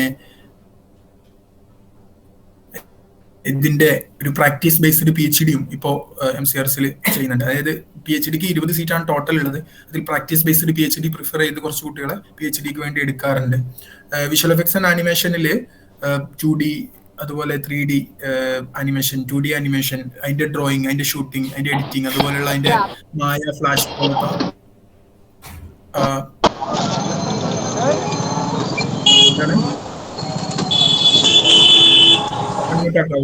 ഓക്കെ. അപ്പോ അത് 2D ആനിമേഷൻ, 3D ആനിമേഷൻ പോലുള്ള നൂതനമായ ആനിമേഷൻ ടെക്നിക്കുകളൊക്കെ പ്രാക്ടീസ് കൊടുക്കുന്ന, ട്രെയിനിങ് കൊടുക്കുന്ന കോഴ്സാണ് MA visual effects and animation എന്ന് പറയുന്നത്. മായ, ആഫ്റ്റർ എഫക്ട്സ്, ഫ്ലാഷ് പോലുള്ള ഒരുപാട് സോഫ്റ്റ്വെയറുകൾ പഠിപ്പിക്കുന്നുണ്ട്. പിന്നെ എല്ലാത്തിലും മാസ് കമ്മ്യൂണിക്കേഷൻ ആണെങ്കിലും, കൺവേർജന്റ് ജേർണലിസ്റ്റ് ആണെങ്കിലും, വിഷ്വൽ എഫക്ട്സ് ആൻഡ് ആനിമേഷൻ ആണെങ്കിലും, ഡെവലപ്മെന്റ് ആൻഡ് കമ്മ്യൂണിക്കേഷൻ ആണെങ്കിലും ഇവിടെയുള്ള ഫെസിലിറ്റീസ് ഒക്കെ കോമൺ ആണ്. ഇനി ഡിപ്ലോമ കോഴ്സുകൾക്കാണെങ്കിലും തന്നെ നമ്മുടെ ലാബുകൾ എന്നൊക്കെ പറയുന്നത് എല്ലാം മാക്ക് മാത്രം സെറ്റ് ചെയ്തിട്ടുള്ള ലാബുകളാണ്. പിന്നെ ഫൈനൽ കട്ട് പ്രോ പോലെയുള്ള ഒരുപാട് പിന്നെ അഡ്വാൻസ്ഡ് ആയിട്ടുള്ള മറ്റു എഡിറ്റിങ്ങുകളൊക്കെ അതിന്റെ ബേസിക് ലെവലിൽ നിന്നുകൊണ്ട് 2 വർഷം കൊണ്ട് പഠിപ്പിക്കാൻ പറ്റുന്നതിന്റെ മാക്സിമം പിന്നെ പഠിപ്പിക്കാറുണ്ട്. പിന്നെ ഇവിടെ എന്ന് പറഞ്ഞാൽ ഒരുപാട് എക്യുപ്മെന്റ്സുകൾ അടങ്ങിയ സ്റ്റോറുകൾ അവൈലബിൾ ആണ്. നേരത്തെ ഫോട്ടോഗ്രാഫി കോഴ്സിന്റെ ഭാഗമായിട്ട് അജ്മൽ പറയണ്ടായല്ലോ. പിന്നെ ക്വസ്റ്റ്യൻ ആൻസറിൽ ചോദിക്കാം കേട്ടോ. അജ്മൽ പറയണ്ടായല്ലോ ഒരുപാട് ക്യാമറകൾ അവൈലബിൾ ആണ്. ഇപ്പോൾ നമ്മുടെ 50 പേരടങ്ങുന്ന ടീമാണ് പിന്നെ നമ്മുടെ മാസ് കമ്മ്യൂണിക്കേഷൻ ഉള്ളത് ഒരു ബാച്ചിന്. ഈ 50 പേരും ഫോട്ടോ വാക്കിന് വേണ്ടി ഫസ്റ്റ് സെമസ്റ്ററിലൊക്കെ നടക്കുന്ന സമയത്ത് 50 പേർക്കും നിക്കോണിന്റെ 750 ക്യാമറ നമ്മുടെ കയ്യിൽ തരും. ഇവിടുന്ന് സ്റ്റോറിൽ നിന്ന് നമുക്ക് കിട്ടും. ഇപ്പൊ നമ്മൾ ഗ്രൂപ്പ് വൈസ് പ്രൊഡക്ഷൻ ചെയ്തുകൊണ്ടിരിക്കുകയാണ്. ഇപ്പോൾ കാനോന്റെ 5D ക്യാമറ 5 പേർക്ക് ഒരു ക്യാമറ വീതം നമുക്ക് ഇവിടുന്ന് കിട്ടും. അപ്പോൾ അതുപോലെ സോണിയുടെ F5 ഉണ്ട്, 40-50 ലക്ഷം രൂപ വില വരുന്ന ക്യാമറകളുണ്ട്, ഒരുപാട് എക്യുപ്മെന്റ്സുകൾ. പിന്നെ അതിനൊക്കെ സിഡയുമായി ബന്ധപ്പെട്ട് കാനഡിയൻ ഡെവലപ്മെന്റ് ഏജൻസി ഒക്കെ ഫണ്ട് ചെയ്യുന്ന ഒരുപാട് എക്യുപ്മെന്റ്സും ഫെസിലിറ്റീസും ഒക്കെ ഉണ്ട്. അതൊക്കെ ഉൾപ്പെടുത്തിയിട്ടാണ് പിന്നെ എല്ലാ കോഴ്സുകളും പ്രവർത്തിച്ചു വരുന്നത്. നല്ല പ്ലേസ്മെന്റ് ആണ് കേട്ടോ, നല്ല പ്ലേസ്മെന്റ് ആണ്. ഇപ്പോ അവസാനത്തെ ഫൈനൽ ഇയേഴ്സ് നമ്മൾ ഇവിടുന്ന് ഇറങ്ങിയ ഫൈനൽ ഇയേഴ്സ്, അതായത് നമ്മുടെ തൊട്ടു സീനിയേഴ്സ്, അവരിൽ നിന്ന് 12 ആളുകളുടെ പുനയിലെ വേദാന്ത എന്ന് പറയുന്ന ഒരു കമ്പനി 12.5 lakh പെർ ആനത്തിനൊക്കെയാണ് ഒരു കോർപ്പറേറ്റ് കമ്മ്യൂണിക്കേഷൻ ഫീൽഡിലേക്ക് കൊണ്ടുപോയത്. നല്ല പ്ലേസ്മെന്റ് ആണ്, കോളേജിൽ നിന്ന് തന്നെ നല്ല പ്ലേസ്മെന്റ് ഉണ്ട്. പിന്നെ പ്രൊഡക്ഷൻ ലെവലിൽ സ്വന്തമായിട്ട് പ്ലേസ്മെന്റ് ഓപ്പർച്യൂണിറ്റി നോക്കുന്നവരൊക്കെ ഉണ്ട്. ഇപ്പോൾ നമ്മുടെ നേരത്തെ സംസാരിച്ച ജലാൽ ബ്രോഡ്കാസ്റ്റ് ടെക്നോളജി ഇപ്പോൾ ദുബായ് മീഡിയയുടെ കീഴിൽ വർക്ക് ചെയ്യുന്ന ഒരു വൈൽഡ് ട്രാക്ക് പ്രൊഡക്ഷൻ എന്ന് പറയുന്ന ഒരു പ്രൊഡക്ഷനിൽ ഇപ്പോൾ ട്രെയിനി ആയിട്ട് ജോയിൻ ചെയ്തതാണ്. അപ്പോൾ ഒരുപാട് അവസരങ്ങളുള്ള കോഴ്സുകളാണ്. ഐ തിങ്ക് നമ്മൾ 5:15 ആയിട്ടുണ്ട്. നോമ്പ് തുറേണ്ട ഒക്കെ സമയമാകുമ്പോഴാണ്. അപ്പോൾ ഒരുപാട് പേർക്ക് പോകേണ്ടി വരും. ഇനി എന്തെങ്കിലും ക്വസ്റ്റ്യൻസ് ഉണ്ടെന്നുണ്ടെങ്കിൽ ചോദിക്കാം. അതുമായി ബന്ധപ്പെട്ടവര് അതിന് ആൻസർ പറയാൻ തോന്നുന്നു. ഷുഹൈബ്, ഓക്കെ. നെക്സ്റ്റ് നമുക്കുള്ളത് Q&A സെഷൻ ആണ്. നിങ്ങൾക്ക് എന്തെങ്കിലും ക്വസ്റ്റ്യൻസ്, ഡൗട്ട്സ്, ക്വയറീസ് എന്തെങ്കിലും കാര്യങ്ങളുണ്ടെങ്കിൽ നിങ്ങൾക്ക് ചോദിക്കാം. അപ്പം അതുമായിട്ട് ബന്ധപ്പെട്ട കോഴ്സുകൾ ചെയ്യുന്നവർ അതിന് മറുപടി പറയാനാണ്. അപ്പൊ നമുക്ക് ചോദിക്കാം.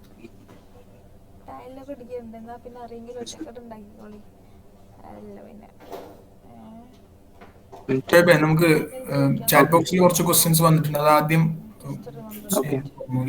മാസ് കമ്മ്യൂണിക്കേഷനെ കുറിച്ചിട്ട് പറയാൻ വേണ്ടി പറഞ്ഞിട്ടുണ്ട്. കുറച്ച് വൈകിയാണ് കയറിയിട്ടുള്ളത്. നമ്മൾ ആദ്യത്തെ 1/2 മണിക്കൂർ ഇരുന്ന് തള്ളിയതാണല്ലോ. ഓക്കെ, മാസ് കമ്മ്യൂണിക്കേഷൻ എന്ന് പറഞ്ഞാൽ ജാമിയയിലെ AJK മാസ് കമ്മ്യൂണിക്കേഷൻ സെന്ററിലെ ഒരു ഫ്ലാഗ്ഷിപ്പ് കോഴ്സാണ്. 2 വർഷത്തെ മാസ്റ്റേഴ്സ് പ്രോഗ്രാമാണ്. പ്രൊഡക്ഷൻ ബേസ്ഡ് ആയിട്ടുള്ള ഇന്റൻസീവ് ട്രെയിനിങ് കൊടുക്കുന്ന ഒരു കോഴ്സാണ്. ഫീ വരുന്നത് ഫസ്റ്റ് ഇയറിന് 77 സംതിങ് ആണ്, സെക്കൻഡ് ഇയറിന് 66 സംതിങ് ആണ്. ടോട്ടൽ അറൌണ്ട് 1.45 lakh rupees ആണ് ഫീ വരുന്നത്. റേഡിയോ, ഫോട്ടോഗ്രാഫി, TV പ്രൊഡക്ഷൻ, പിന്നെ ഡിജിറ്റൽ മീഡിയ ആർട്സ് എന്ന് പറയുന്ന ഒരു പിന്നെ നമ്മുടെ OTT റിലേറ്റഡ് അല്ലെങ്കിൽ പിന്നെ അതുപോലെയുള്ള ആൽബംസ്, ഫിലിംസ് ഒക്കെ സിനിമ പഠിപ്പിക്കുന്ന ഒരു പേപ്പർ ഉണ്ട്. പിന്നെ ഇന്റൻസീവായിട്ട്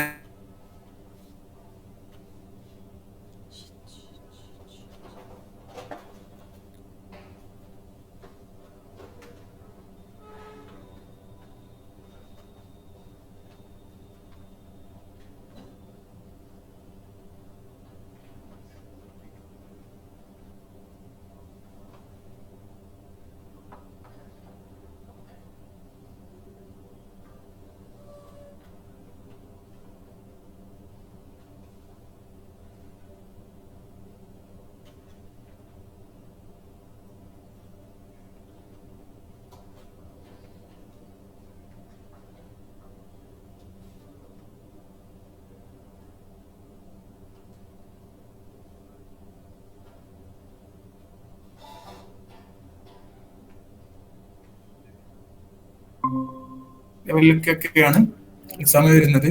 ഒരു നോമ്പിനായിരിക്കും. എല്ലാവർക്കും സ്വാഗതം. ഡൽഹിയിലോട്ട് വരണം, ചൂടുണ്ടായിരിക്കും. അപ്പൊ അതിന്റെ പ്രിക്കോഷൻസ് ഒക്കെ എടുത്തു വരിക. പിന്നെ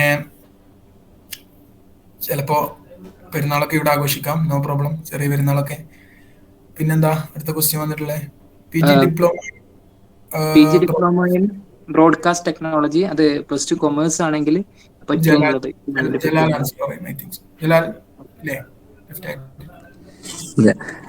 P G diploma in broadcast technology basic qualification വരുന്നത് +2 സയൻസ് ആണ്. +2 സയൻസ് കഴിഞ്ഞ് എനി ഡിസിപ്ലിൻ ഡിഗ്രി കഴിഞ്ഞവർക്കാണ് ചെയ്യാൻ പറ്റുക. +2 കൊമേഴ്സ് ആയവർക്ക് പറ്റുന്നുണ്ടാവില്ല. പിന്നെ ചോദിച്ചിട്ടുള്ള ചോദ്യം, Indian institute of mass communication ഡൽഹിയിൽ തന്നെ സ്ഥിതി ചെയ്യുന്ന IIMC പ്രൊവൈഡ് ചെയ്യുന്ന PG ഡിപ്ലോമ കോഴ്സിനെ കുറിച്ച്, അതിനെ കുറിച്ചൊന്ന് ബ്രീഫായി പറയാനും. IIMC പ്രൊവൈഡ് ചെയ്യുന്ന PG ഡിപ്ലോമ എന്ന് പറഞ്ഞാൽ 1 ഇയർ PG ഡിപ്ലോമ ആയിരിക്കും ഉദ്ദേശിച്ചതെന്ന് തോന്നുന്നു. എനിക്ക് വലിയ ഐഡിയ ഇല്ല. അഡ്വർടൈസ് ആൻഡ് പബ്ലിക് റിലേഷൻ അതിന്റെ കോഴ്സ് സ്ട്രക്ചർ എങ്ങനെയാണ് എന്നുള്ളത് നോക്കണം. എനിക്ക് കറക്റ്റ് ഐഡിയ ഇല്ല. ഐ തിങ്ക് അവരുടെ ഒരു കാര്യം എനിക്ക് ആഡ് ചെയ്യാനുള്ളത്, IIMC നോക്കുന്നവരുണ്ടെന്നുണ്ടെങ്കിൽ പിന്നെ അവർ ഭയങ്കര അഡ്മിഷൻ പ്രൊസീജിയർ കുറച്ച് കോംപ്ലക്സ് ആണ്. മീൻസ് കുറച്ച് കോമ്പറ്റീഷൻ കൂടുതലാണ് MCSE-യെക്കാളും. പിന്നെ അതുപോലെ തന്നെ അതിന്റെ കോഴ്സ് സ്ട്രക്ചറിനെ കുറിച്ച് എനിക്ക് ഐഡിയ ഇല്ലാത്തതുകൊണ്ടാണ്. പിന്നെ കോട്ടയത്ത് നമുക്ക് IIMC-യുടെ ഒരു ക്യാമ്പസ് ഉണ്ട്. കോട്ടയത്താണോ കൊല്ലത്താണോ? കോട്ടയത്ത് തന്നെയാണ് തോന്നുന്നു. കോട്ടയത്ത് നമുക്കൊരു IIMC-യുടെ ക്യാമ്പസ് ഉണ്ട്. പിന്നെ നമ്മൾ പലരും ഉപയോഗപ്പെടുത്തേണ്ട ഒരു സാധനമാണ്. കാരണം IIMC ഡൽഹിയിലൊക്കെ ഇംഗ്ലീഷ് ജേർണലിസത്തിലും ഒക്കെ പിന്നെ കൂടുതൽ ഫോക്കസ് ആയിട്ട് ഒരുപാട് കുട്ടികൾ വരുന്ന തന്നെ, ഈ ഡൽഹി യൂണിവേഴ്സിറ്റിയിലൊക്കെ പഠിച്ച ഒരുപാട് കുട്ടികൾ വരുന്നതുകൊണ്ട് തന്നെ പലപ്പോഴും എൻട്രൻസിന് നമുക്ക് പിന്നെ പറ്റാറില്ല. പക്ഷെ ആ സമയത്ത് IIMC കോട്ടയത്ത് പിന്നെ മലയാളം ജേർണലിസ്റ്റ് ഉണ്ട്. പിന്നെ നോക്കുന്നവർക്ക് ആ ഒരു ഫീൽഡും കൂടി നോക്കാവുന്നതാണ്. പിന്നെ PG diploma in advertising and public relations എന്നുള്ള കോഴ്സ് ഡീറ്റെയിൽ ആയിട്ട് എനിക്കറിയില്ല. കമ്പയർ ചെയ്ത് പറയുകയാണെന്നുണ്ടെങ്കിൽ ഇവിടെ മാസ് കമ്മ്യൂണിക്കേഷന്റെ ഭാഗമായിട്ട് അഡ്വർടൈസിങ്ങും പബ്ലിക് റിലേഷനും വരുന്നുണ്ട്, നമ്മുടെ TV പ്രൊഡക്ഷന്റെ ഭാഗമായിട്ട്. പിന്നെ ഒരു സെക്കൻഡ് സെമസ്റ്ററിൽ നമുക്ക് അതിന്റെ ക്ലാസ്സുകൾ കിട്ടും. പിന്നെ ഐ തിങ്ക് ഡെവലപ്മെന്റ് കമ്മ്യൂണിക്കേഷനിലും കുറച്ചും കൂടി ഇന്റൻസീവ് ആയിട്ട് വരുന്നുണ്ട് എന്നാണ് തോന്നുന്നത്. മാസ് കമ്മ്യൂണിക്കേഷന്റെ പ്രിപ്പറേഷൻ മെറ്റീരിയൽസ് എവിടെ നിന്നാണ് ലഭിക്കുക എന്നുള്ളത് ചോദിച്ചിട്ടുണ്ട്. പ്രിപ്പറേഷൻ മെറ്റീരിയൽസ് ഞാൻ നേരത്തെ സൂചിപ്പിച്ചിരുന്നു. എക്സാമിന് പ്രിപ്പയർ ആവേണ്ടവര് previous year question paper just ഒന്ന് നോക്കുക. അതിൽ കൂടുതൽ പഠിക്കാനൊന്നുമില്ല. കാരണം നമുക്ക് എക്സാമിന്റെ സ്ട്രക്ചർ മനസ്സിലായല്ലോ. 20 മാർക്കിന്റെ ഒബ്ജക്റ്റീവ് ക്വസ്റ്റ്യൻ ഉണ്ടാവും, 1 മാർക്കിന്റെ 20 ക്വസ്റ്റ്യൻ. അതിൽ നെഗറ്റീവ് മാർക്കൊന്നുമില്ല. അതുകൊണ്ട് എല്ലാ ക്വസ്റ്റ്യനും അറ്റൻഡ് ചെയ്യലായിരുന്നു. അത് കൂടുതലും കറന്റ് ബേസ്ഡ് ആയിട്ട് കറന്റ് മീഡിയ ട്രെൻഡുകളൊക്കെ കുറിച്ചിട്ടുള്ള ചോദ്യങ്ങളാണ് അതിൽ ഉണ്ടാവുക. അപ്പോൾ ഈ റീസെന്റ് ആയിട്ടുള്ള ഓസ്കാറിനെ കുറിച്ചൊക്കെ നോക്കുക. അപ്പൊ അതുപോലുള്ള കാര്യങ്ങളൊക്കെ അതിൽ നോക്കാം. പിന്നെ ഉള്ളത് ഡിസ്ക്രിപ്റ്റീവ് ടൈപ്പ് എക്സാമിനേഷൻ ആണ്. അതിൽ നമുക്ക് ചോയ്സുകൾ ഉണ്ടാവും. എനിക്ക് ഓർമ്മയുണ്ട്, ഒരു ചിത്രം തന്നിട്ട് ഒരു സ്റ്റോറി എഴുതാനാണ് ആദ്യത്തെ ക്വസ്റ്റ്യൻ വരിക. എനിക്ക് കഴിഞ്ഞ വർഷം അങ്ങനെ തന്നെയാണ്. കഴിഞ്ഞ വർഷം ആകെ 4 ക്വസ്റ്റ്യൻ ആൻസർ ചെയ്യാൻ ഉണ്ടായിരുന്നുള്ളൂ. ഒരു ക്വസ്റ്റ്യൻ 50 മാർക്ക് വെച്ചിട്ട് 200 മാർക്കിന് എഴുതാനായിരുന്നു. അതിൽ ക്രിയേറ്റീവ് റൈറ്റിംഗ്, നമ്മുടെ ഇമാജിനേഷൻ യൂസ് ചെയ്ത് എഴുതുക, നമ്മുടെ പിന്നെ എന്താ പറയാ അനലിറ്റിക്കൽ സ്കിൽ, നമ്മുടെ വേൾഡ് വ്യൂ, ഇതൊക്കെയാണ് അവർ ചെക്ക് ചെയ്യുന്നത്. അപ്പൊ നന്നായി ഇംഗ്ലീഷിൽ എഴുതി പ്രതിഫലിപ്പിക്കാൻ കഴിഞ്ഞാലേ നമുക്ക് എക്സാം പാസ്സാവാൻ കഴിയുള്ളൂ. അപ്പൊ പ്രിപ്പയർ ചെയ്യാന്ന് പറഞ്ഞാൽ അതിൽ കുറെ നമ്മുടെ പിന്നെ കറണ്ട് അഫയേഴ്സിന്റെ പുസ്തകത്ത് കുറെ കണ്ടന്റ് ഇങ്ങനെ അകത്ത് കയറ്റിയിട്ട് അങ്ങനെ പ്രിപ്പറേഷൻ നമുക്ക് ചെയ്യാൻ പറ്റൂല. പ്രീവിയസ് ഇയർ ക്വസ്റ്റ്യൻ പേപ്പർ വേണമെന്നുള്ളവര് പിന്നെ ബന്ധപ്പെട്ടാൽ മതി. അതിന്റെ ഡ്രൈവ് ലിങ്ക് ഉണ്ടല്ലോ അല്ലെ നമ്മുടെ സ്മൃതിയുടെ തന്നെ, പിന്നെ അത് ഷെയർ ചെയ്യാൻ പറ്റും. അതിൽ നോക്കിയാൽ നിങ്ങൾക്ക് അതിന്റെ ഒരു സ്ട്രക്ചർ മനസ്സിലാവും, എക്സാം പ്രിപ്പയർ എങ്ങനെയാണ് വേണ്ടത് എന്നുള്ളത്. ഇപ്പോ പിന്നെ ഞാൻ ഒരു ഉദാഹരണത്തിന് പറഞ്ഞുതരാം. എനിക്ക് വന്നിരുന്ന ഒരു ക്വസ്റ്റ്യൻ 3 സെന്റൻസ് ഉണ്ട്. അതിലേതെങ്കിലും ഒരു സെന്റൻസിനെ കുറിച്ച് പിന്നെ ഇമേജിനേറ്റീവ് ആൻഡ് ക്രിയേറ്റീവ് എലമെന്റ്സ് യൂസ് ചെയ്തിട്ട് എഴുതാനാണ്. അതിൽ ഒന്നാമത്തെ സ്റ്റേറ്റ്മെന്റ് എന്ന് പറഞ്ഞാൽ ഞാൻ മരത്തിൽ നിന്ന് വീണു താഴെ എത്തിയില്ല. അത്രയാണ് സ്റ്റേറ്റ്മെന്റ്. അതിനെക്കുറിച്ച് 500 വേർഡ് എഴുതണം. അപ്പോ അത്രയും എന്താ പറയാ പിന്നെ എന്ത് വന്നാലും പ്രശ്നമില്ല, അത് പിന്നെ ഹോ ജായേഗ എന്ന് പറഞ്ഞില്ലേ, സബ് ടീക്ക് ഹോ ജായേഗ എന്ന് പറഞ്ഞ പോലെ നന്നായി എഴുതി പിടിപ്പിക്കാൻ കഴിയുന്നുണ്ടെങ്കിൽ പിന്നെ this exam is for you, നന്നായി തള്ളാൻ കഴിയാന്നുള്ളതാണ് പേന കൊണ്ട്. അതാണ് ഈ എക്സാമിന് കാര്യമായിട്ട് വേണ്ടത്. ഇഫ് എക്സാമിന്റെ പിന്നെ എന്താ പറയാ ക്വസ്റ്റ്യൻ പാറ്റേണുകളും ഇതൊന്നും ചേഞ്ച് ആവുന്നില്ലെങ്കിൽ കേട്ടോ. സാധാരണ വെബ്സൈറ്റിൽ ഇടുന്നത് അങ്ങോട്ട് ജനറൽ ആയിട്ട് അങ്ങോട്ട് ഇടാറാണ്, എക്സാം സിലബസ് എന്നൊക്കെ പറഞ്ഞിട്ട്. ഓക്കെ, അതാണ് പ്രിപ്പറേഷൻ സ്ട്രാറ്റജി എന്ന് പറഞ്ഞാൽ നന്നായി എഴുതി പഠിക്കുക, എഴുതി പിടിപ്പിക്കാൻ പഠിക്കുക. അങ്ങനെയാണ് എക്സാം പ്രിപ്പയർ ചെയ്യേണ്ടത്. ആപ്ലിക്കേഷന്റെ ലാസ്റ്റ് ഡേറ്റ് പറഞ്ഞിട്ടുണ്ടായിരുന്നു. 30-ാം തീയതി അല്ലേ? ഏപ്രിൽ 3-ാം തീയതിയാണ് ലാസ്റ്റ് ഡേറ്റ് വരുന്നത്. 4-6 ഡേറ്റുകളിലായിട്ട് ഏപ്രിൽ 4-6 ഡേറ്റുകളിലായിട്ട് കറക്ഷനുള്ള ഒരു ഓപ്ഷനും കൂടെ ഉണ്ടാവും. അതും കൂടെ അറിയിക്കുകയാണ്. പിന്നെ വേറെ എന്തെങ്കിലും ക്വസ്റ്റ്യൻസ് കാര്യങ്ങൾ ഉണ്ടെങ്കിൽ പെട്ടെന്ന് ചോദിക്കാം. നമുക്ക് വൈൻഡപ്പ് ചെയ്യാൻ തോന്നും. ഹിസാന ചോദിച്ചോളൂ. ഈ പോർട്ട്ഫോളിയോന്റെ കാര്യം പറഞ്ഞല്ലോ നിങ്ങള്. അപ്പോ ഈ ആപ്ലിക്കേഷൻ സബ്മിറ്റ് ചെയ്തിട്ട് അവര് സെലക്ട് ചെയ്തിട്ട് എന്തെങ്കിലും, അതായത് ഇന്റർവ്യൂ കോൾ വന്നാലല്ലേ പോർട്ട്ഫോളിയോ കൊടുക്കേണ്ടി വരിക? ഇന്റർവ്യൂ കോൾ വന്നിട്ട്, അതായത് എൻട്രൻസ് എക്സാം പാസ്സായവരുടെ ലിസ്റ്റ് വന്നവരാണ് പോർട്ട്ഫോളിയോ സബ്മിറ്റ് ചെയ്യേണ്ടത്. അതിന് എത്ര, ഐ മീൻ ഏത് മാസത്തിലാവും ഈ ഒരു റിസൾട്ട് വരിക? അതിന് നമ്മുടെ പ്രോസ്പെക്ടസിൽ ഒരു ടെൻഡേറ്റീവ് ഡേറ്റ് പറഞ്ഞിട്ടുണ്ട്.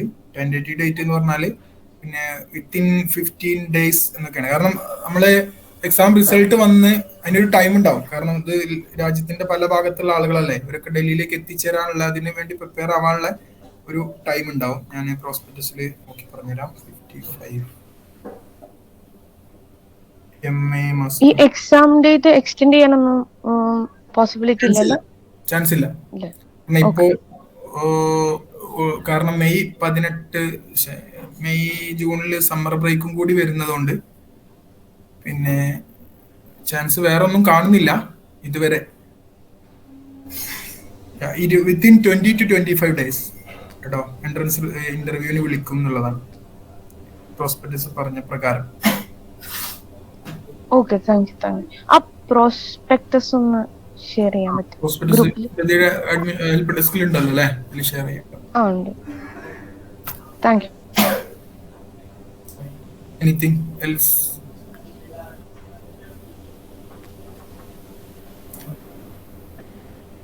വേറെ ആർക്കെങ്കിലും എന്തെങ്കിലും ചോദിക്കാനുണ്ടെങ്കിൽ എന്തെങ്കിലും ക്വസ്റ്റ്യൻസ് കാര്യങ്ങൾ ഉണ്ടെങ്കിൽ പെട്ടെന്ന് ചോദിക്കുക. നമ്മൾ നേരത്തെ നിശ്ചയിച്ച പ്രകാരമുള്ള ടൈം അതിൽ നിന്നും ഒരുപാട് ദീർഘിച്ചു പോയിട്ടുണ്ട്.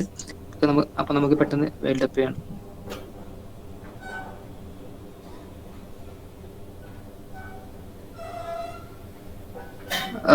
സാലിംക്ക് കൂടുതൽ ക്വസ്റ്റ്യൻസ് കാര്യങ്ങൾ ഇല്ലാന്നാ തോന്നുന്നത്. ഇനി എന്തെങ്കിലും ക്വസ്റ്റ്യൻസ് കാര്യങ്ങൾ ഉണ്ടെങ്കിൽ ഇന്ന് സ്പീക്കേഴ്സ് ആയിട്ടുണ്ടായിരുന്ന 5 പേരുടെയും കോൺടാക്ട് നമ്പർ ഗ്രൂപ്പിൽ ഷെയർ ചെയ്യാം. പിന്നെ അതുപോലെ എന്തെങ്കിലും ക്വസ്റ്റ്യൻസ് ഉണ്ടെങ്കിൽ ഗ്രൂപ്പിൽ തന്നെ ചോദിക്കാവുന്നതാണ്. അപ്പോൾ ഇന്നിവിടെ ക്ലാസ് സെഷൻ കൈകാര്യം ചെയ്തിട്ടുള്ള 5 സ്പീക്കേഴ്സിനെയും സാലിംക്ക, അതുപോലെ തന്നെ ജലാലിക്ക, പിന്നെ നിവേദ്യ, അജ്മുൽ ഫവാസ്, പിന്നെ അതുപോലെ തന്നെ ആര്യകൃഷ്ണൻ, ഇവരെല്ലാവരെയും സ്മൃതിയുടെ പേരിൽ ഞാൻ നന്ദി അറിയിക്കുകയാണ്. അപ്പം തുടർന്നുള്ള ദിവസങ്ങളിലും ഓറിയന്റേഷൻ സീരീസ് നമ്മൾ സംഘടിപ്പിക്കുന്നുണ്ടാവും. അപ്പം അതിലും പങ്കെടുക്കാൻ വേണ്ടിയിട്ട് എല്ലാവരും ശ്രദ്ധിക്കണം. നേരത്തെ സൂചിപ്പിച്ചതുപോലെ തന്നെ അധികം കേട്ടുപരിചയിച്ചിട്ടില്ലാത്ത കോഴ്സുകളും പിന്നെ അതുപോലെ തന്നെ ജാമ്യയിൽ തന്നെ മറ്റു മികച്ച ഡിപ്പാർട്ട്മെന്റുകളാണ് faculty of law, faculty of engineering, faculty of dentistry, പിന്നെ അതുപോലെ തന്നെ faculty of architecture, center for management studies. ഈ ഒരു സെന്ററുകളിൽ നിന്നും അതുപോലെ തന്നെ ഫാക്കൽറ്റീസിൽ നിന്നൊക്കെ ആയിട്ടുള്ള ഓറിയന്റേഷൻ കാര്യങ്ങളൊക്കെ ഉണ്ടാവും തുടർന്നുള്ള ദിവസങ്ങളിൽ. അപ്പം അതിലും നിങ്ങൾ പങ്കെടുക്കാൻ വേണ്ടി ശ്രദ്ധിക്കണം, അതിനെക്കുറിച്ച് അറിയാൻ വേണ്ടിയിട്ട്. അപ്പോൾ ഈ ഒരു പ്രോഗ്രാം